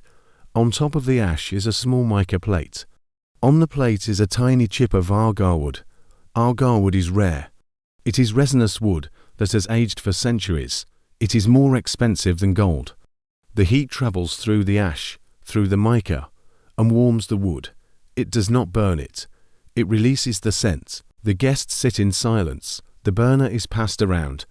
Each guest holds it, cups their hands over it, and listens to the incense. They do not smell it. They listen. The Japanese word is monko. They try to identify the wood. Is it Kiara bitter? Is it Rikoku sweet? This training sharpened the senses. In the dark of a night attack, the smell of a specific oil, or the scent of a horse, might be the only warning. Musashi would have appreciated the silence of Kodo. It requires you to shut out the world and focus on a single, invisible sensory input. It is the training of the void. The scent is there, and then it is gone. It is like a life. We visualize the smoke rising in a thin, straight line. The air in the room is still. The samurai breathe in the ancient wood. For a moment, the smell of blood and iron is forgotten. There is only the scent of the deep forest. We float away from the castle to the riverbank to observe the paper maker, the creator of washi. Musashi wrote on washi. His paintings are on washi. The sliding doors of the tea room are washi. It is the skin of Japanese culture. It begins with the kozo mulberry tree. The branches are steamed. The bark is stripped. The inner white bark is beaten. We hear the sound of the wooden mallets. Thump, thump, thump. The fibers are beaten until they separate. This is hard labor. It is done in the winter, when the water is freezing cold, because cold water makes tighter paper. The fibers are mixed in a vat of water with neri, a sticky substance made from hibiscus roots. The neri suspends the fibers so they don't sink. The paper maker dips a bamboo screen into the vat. He rocks it back and forth. Swish, swash, the water drains through the screen, leaving a thin layer of tangled fibers. He tosses the layer onto a pile. Each sheet is wet and fragile. Musashi would have seen the connection. The paper is strong because the fibers are tangled. They rely on each other. A single fiber is weak. A sheet of washi is tough enough to be used as clothing or armor lining. The paper dries in the sun. It becomes white and crisp. When Musashi put his brush to the paper, the ink bled slightly into the fibers. This is called nijimi. It adds depth. It adds softness. The paper remembers the water. It remembers the beating. It is a testament to resilience. The samurai armor was sometimes lacquered paper. It was light and hard. The very thing that carried their poetry also protected their lives. We look up to the sky to see the falcon. Takagori, or falconry, was the sport of the shoguns and the daimyos. It was a martial art. It taught the samurai how to command the living weapon. The hawk is wild. It cannot be ruled by force. It must be ruled by trust. The falconer carries the bird on his fist. He wears a thick leather glove. He walks through the fields. He releases the bird. The hawk climbs the air. It circles. It waits. The samurai flushes out a crane or a rabbit. The hawk dives. It is a feathered arrow. It strikes. Musashi, the observer of nature, would have watched the hawk. He would have seen the zanchin of the bird. The hawk does not think. It sees, and it acts. The training of the hawk requires patience. You must sit with the bird in a dark room 4 days. You must keep it awake. You must feed it from your hand. You break its will to leave, but keep its will to hunt. This is the same discipline the samurai applies to himself. He breaks his desire for comfort, but keeps his desire for victory. The equipment of falconry is beautiful. The hood, the jesses, the glove. All made of dyed leather and silk, it was a display of wealth. But in the moment of the kill, it is primal. It is life eating life. The samurai watches the hawk tear into the prey. He does not look away. He accepts the violence of nature.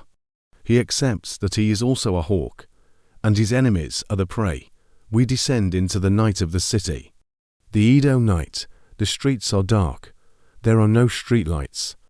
There is only the moon and the paper lanterns. We hear the sound of the night watch. Clack, clack, to wooden sticks struck together. Hyoshiji. the watchman walks the streets. He cries out, "Hai no Ijin, beware of fire." Fire was the greatest fear of the wood and paper cities. They called fires the flowers of Edo. A single overturned lantern could burn down a district. The samurai were the firefighters. The haikshi, they did not use water hoses. They used demolition. They wore thick, quilted coats soaked in water.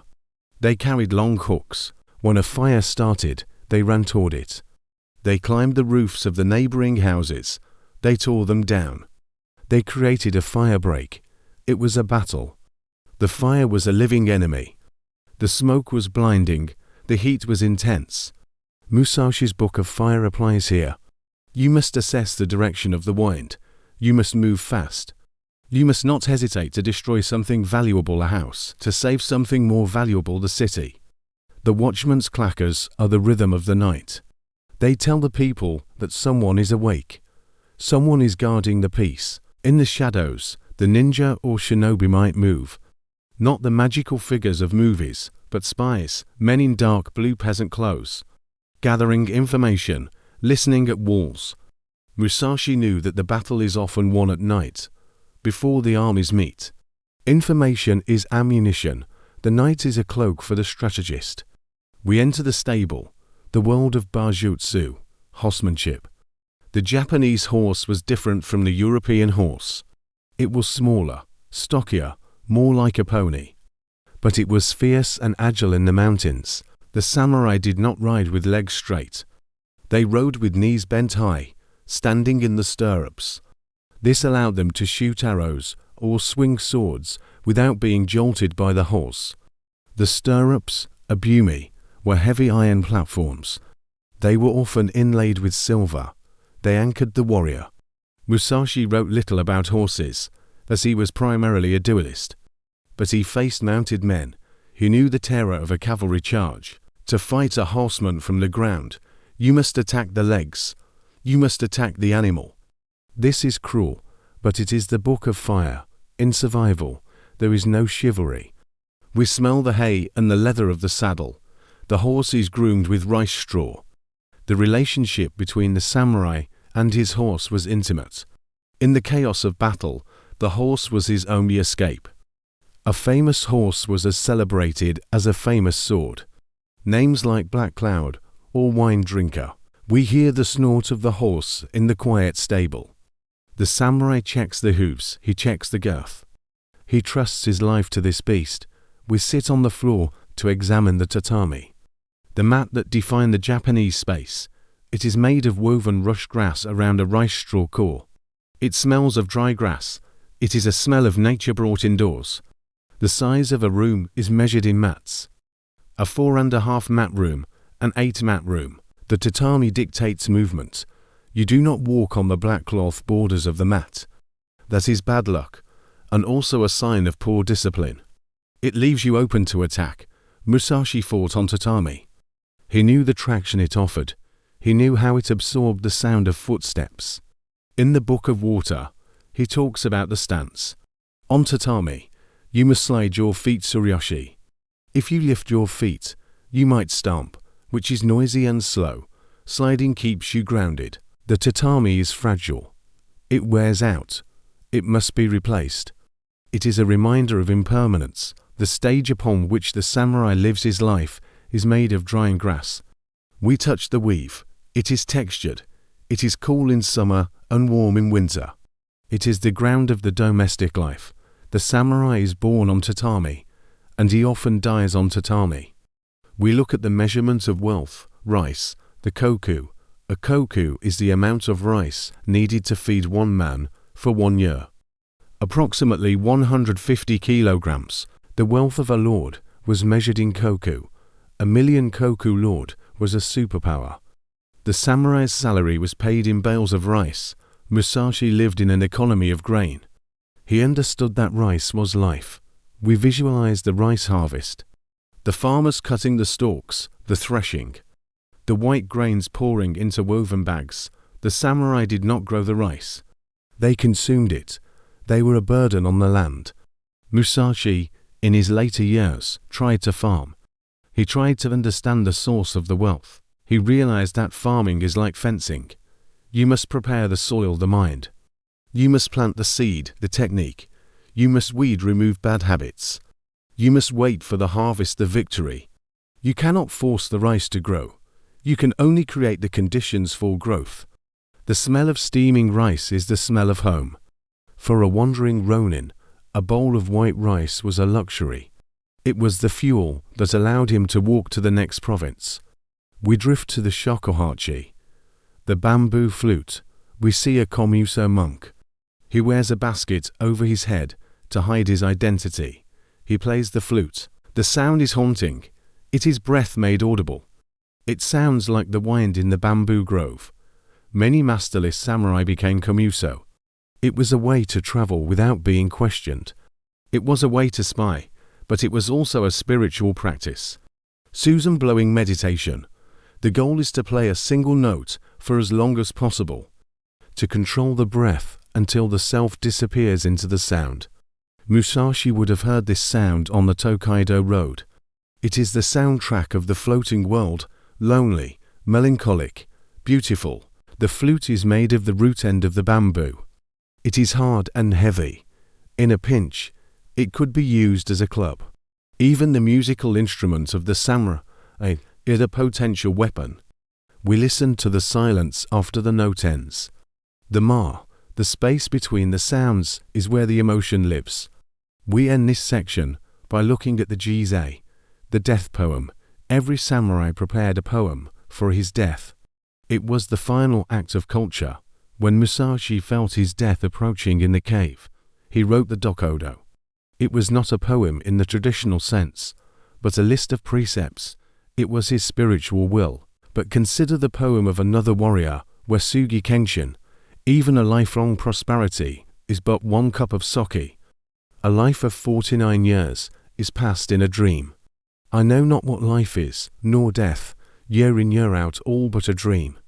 Both heaven and hell are left behind. I stand in the moonlit dawn, free from clouds of attachment. The poem captures the transience. The mono no aware, the pathos of things. Writing the death poem requires the samurai to condense his entire life into a few lines of ink. He must find the essence. It is the ultimate edit. We imagine the inkstone, the brush, the trembling hand of an old man. He writes his truth. He leaves it on the tatami. He closes his eyes. The poem remains. It is a leaf fallen from the tree of his life. Musashi's life was a poem written with a sword. His final silence was his masterpiece. We leave the cave now. The sun has set. The world is quiet. The way of the samurai is close to us in history, but open to us in spirit. We drift into the dream of the Edo period, where the honor was sharp as steel, and the life was fragile as a cherry blossom, soft fade to silence. We turn our attention to the wooden soul of Musashi's technique. The bokken, the wooden sword. To the uninitiated it looks like a practice tool. A stick. To Musashi, it was the ultimate weapon. He killed powerful men with steel swords using only this piece of carved wood. We look at the wood itself. Shiro koshi, white oak. It is dense. It is heavy.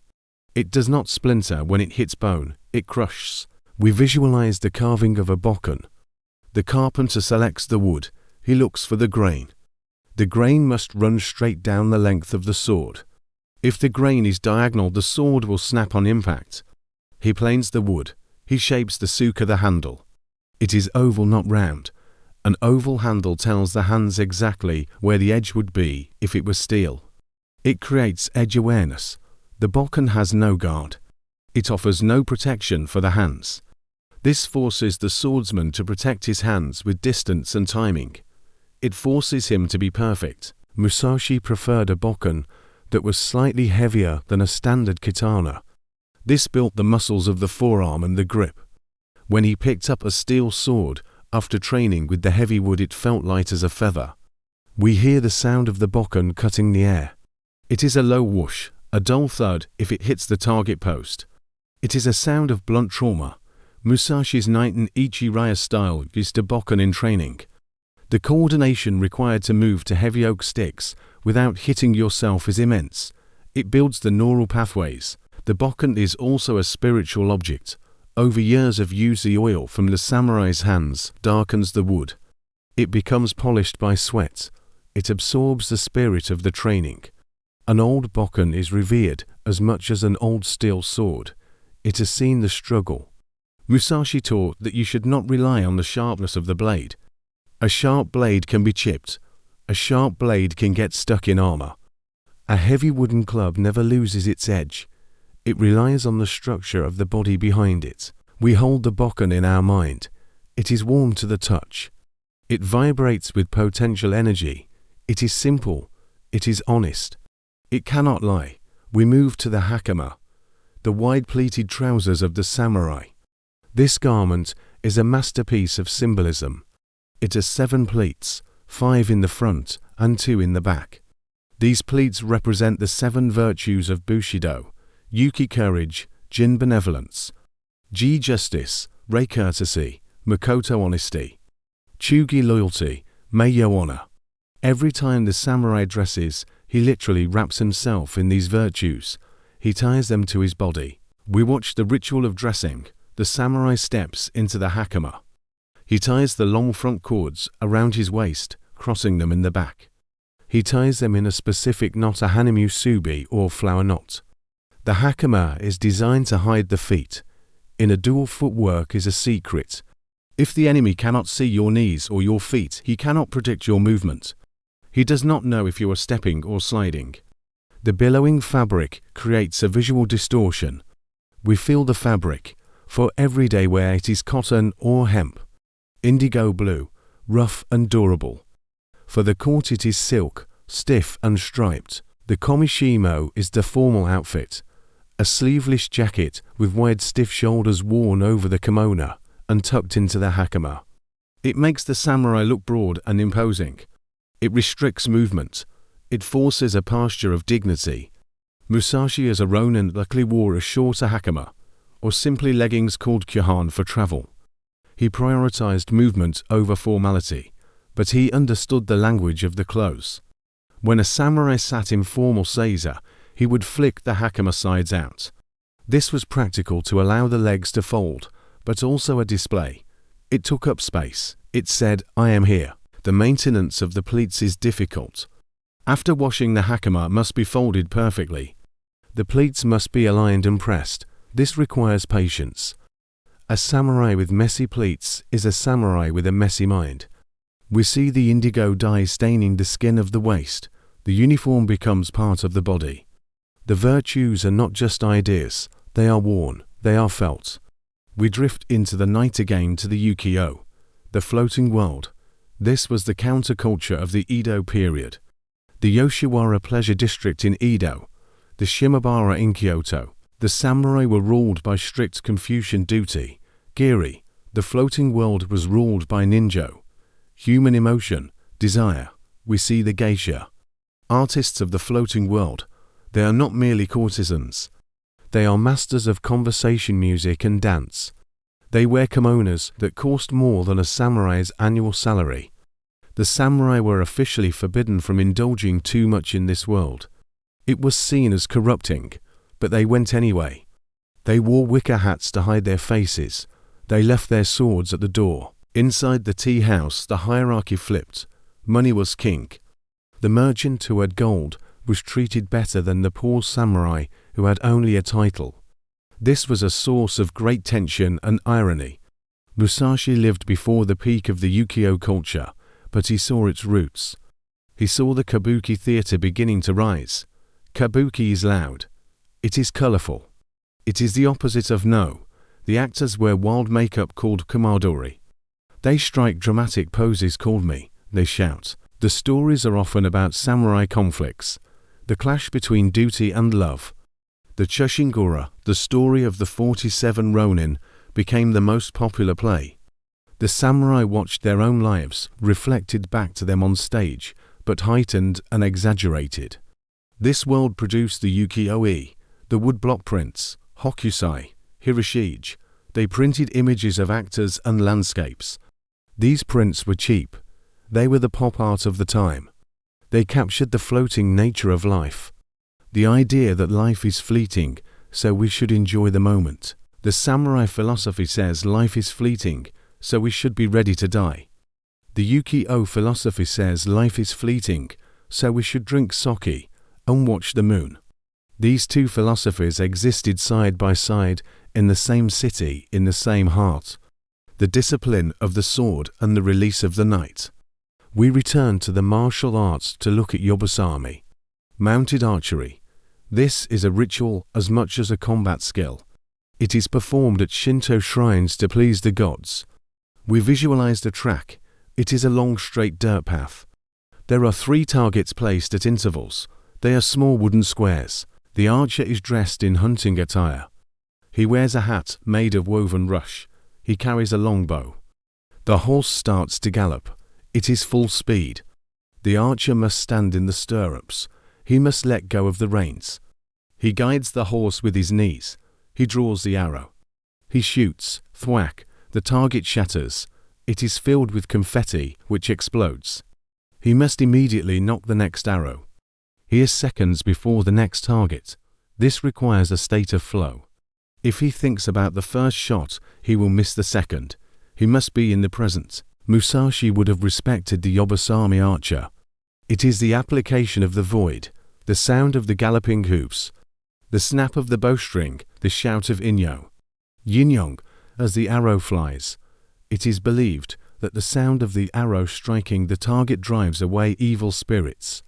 The samurai is a purifier. His skill cleanses the air.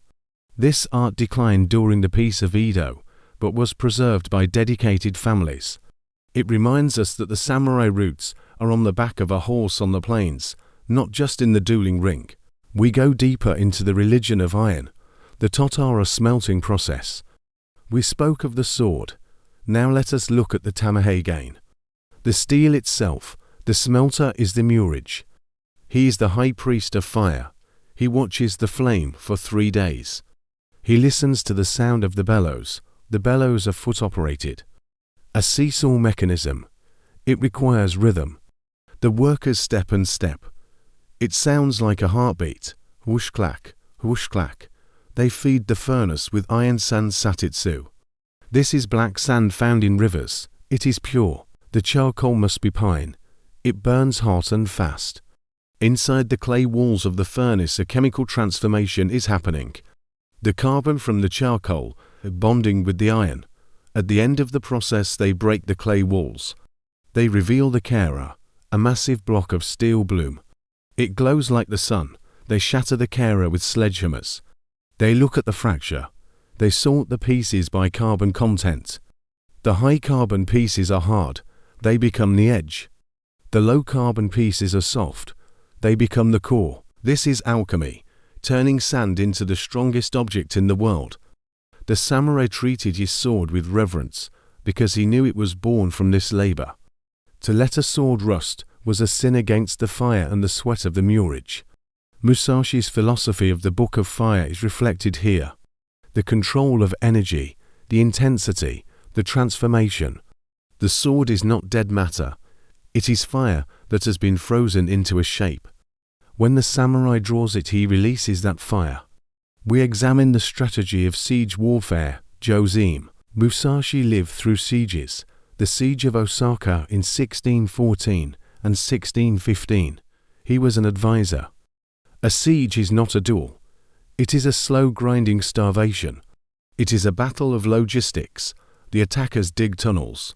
They build earthen ramps. They try to drain the moat. The defenders drop stones. They pour boiling oil. They fire arquebuses from the murder holes in the walls. Musashi wrote about the psychology of the siege. He said, "You must make the enemy feel trapped. You must cut off his hope. If you are the defender, you must have a strong spirit. You must not let the walls become your prison. You must sally out. You must attack the besiegers." The siege of Osaka was the final battle of the samurai age. The Tokugawa forces surrounded the Toyotomi. They filled the moats. They bombarded the keep with cannon imported from Europe. It ended in fire. The great castle burned. The Toyotomi lineage was extinguished. This taught the samurai that stone walls are not enough. Technology and numbers will eventually crush the individual warrior. After Osaka, the castles were no longer military strongholds. They became administrative centers. The era of the siege was over, but the mindset remained. The samurai learned to besiege themselves, to build walls of discipline around their own minds, to withstand the siege of boredom and poverty during the long peace. We look at the economy of the samurai. How did they pay for the tea and the swords, the stipend? The samurai was paid in rice tickets. He took these tickets to a broker, the Fudosashi. The broker exchanged the tickets for gold or silver currency. The broker took a fee. As the price of rice fell, the samurai got less gold. They became poorer. The merchants who handled the money became richer. The social order was upside down. The warrior had the status, but the merchant had the power. This created a class of indebted samurai. They owed money to the people they were supposed to rule. To make ends meet, samurai began to do neishoku, side jobs at home. We imagine a proud warrior sitting in his home at night making umbrellas, painting lanterns, keeping goldfish, growing morning glories to sell. He does this in secret. It is shameful. He hides the tools when guests come. This creates a complex psychology, pride and shame mixed together. He polishes his grandfather's sword, but he cannot afford to buy a new scabbard. Musashi as a ronin was outside this system. He lived simply. He did not need the broker. He needed only rice for the day. His poverty was a choice. The poverty of the Edo samurai was a trap. This tension eventually destroyed the system. The samurai realized they were obsolete. They led the revolution that ended their own class in the Meiji Restoration. They chose to destroy themselves to save Japan. A final act of seppuku on a national scale. We return to the death poetry. Let us look at the poem of Otodoken. He was stabbed in his bath by an assassin. As he died, the assassin asked him if he had a final poem. Doken, holding his bleeding chest, said, "Had I not known that I was dead already, I would have mourned the loss of my life." This is the ultimate preparedness. He had lived his life as if he were already dead. Therefore, the assassination was not a surprise. It was just the completion of the thought. The poem of Minamoto no Yorimasa. Like a fossil tree from which we gather no flowers, sad has been my life, fated no fruit to produce. This is a poem of regret. Not all samurai died content. Some died feeling they had failed. The honesty of the death poem is its power. You cannot lie to the paper when the blood is flowing. Musashi's Dokudo serves this function. Do not regret what you have done. This is his answer to Yorimasa. Regret is a waste. Accept the path. The poems were often written on fans. The fan is a symbol of widening out. Life opens like a fan, and then it snaps shut. The ink dries, the hand falls, the silence returns. We look at the sword hunt, the katanagari. In 1588, Toyotomi Hideyoshi ordered that all farmers must turn in their weapons, swords, spears, guns. Before this, the line between farmer and warrior was blurry. Farmers fought in wars. Musashi's ancestors were likely rural samurai who farmed and fought. Hideyoshi drew a hard line. Only samurai could bear arms. Farmers must farm. The metal from the confiscated swords was melted down. It was used to build a giant statue of the Buddha in Kyoto. This was a brilliant piece of propaganda. Your weapon will become a god.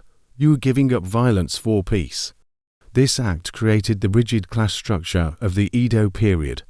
It created the monopoly on violence for the samurai. It made the sword a badge of office. If you saw two swords in a belt, you knew that man had the right to kill you. Kirisute Gomen, the right to strike down a commoner who insulted you. Musashi lived in the shadow of this law. As a samurai, he was privileged. But he often stayed with farmers. He knew their strength. He knew that a hoe could kill as well as a sword. He respected the farmers. In the Book of Earth, he uses farming metaphors. He knew that the warrior eats because the farmer works. We conclude with the modern echo of the dojo. Walk into a kendo dojo today. The smell is the same: sweat, leather, would polish. The etiquette is the same. You bow to the shrine showman. You bow to the teacher sensei. You bow to each other otogai. The shoukai, it is not just a scream. It is the release of spirit. When the bamboo sword shinai strikes the target, it must be accompanied by the shout and the stomp of the foot fumikomi, mind, sword, body, kikentaiichi, three things as one. This is Musashi's teaching alive in the 21st century. The students clean the floor on their hands and knees, soji. This is humility. You cannot learn if you are too proud to wipe the dust. The master watches, he does not speak much, he demonstrates. He waits for the student to steal the technique. The lineage continues. From Musashi to his students to their students down the long river of time to the salaryman who practices kendo on Tuesday nights. The swords are bamboo now. The armor is plastic and cotton. But the intent is the same. To polish the spirit, to conquer the self.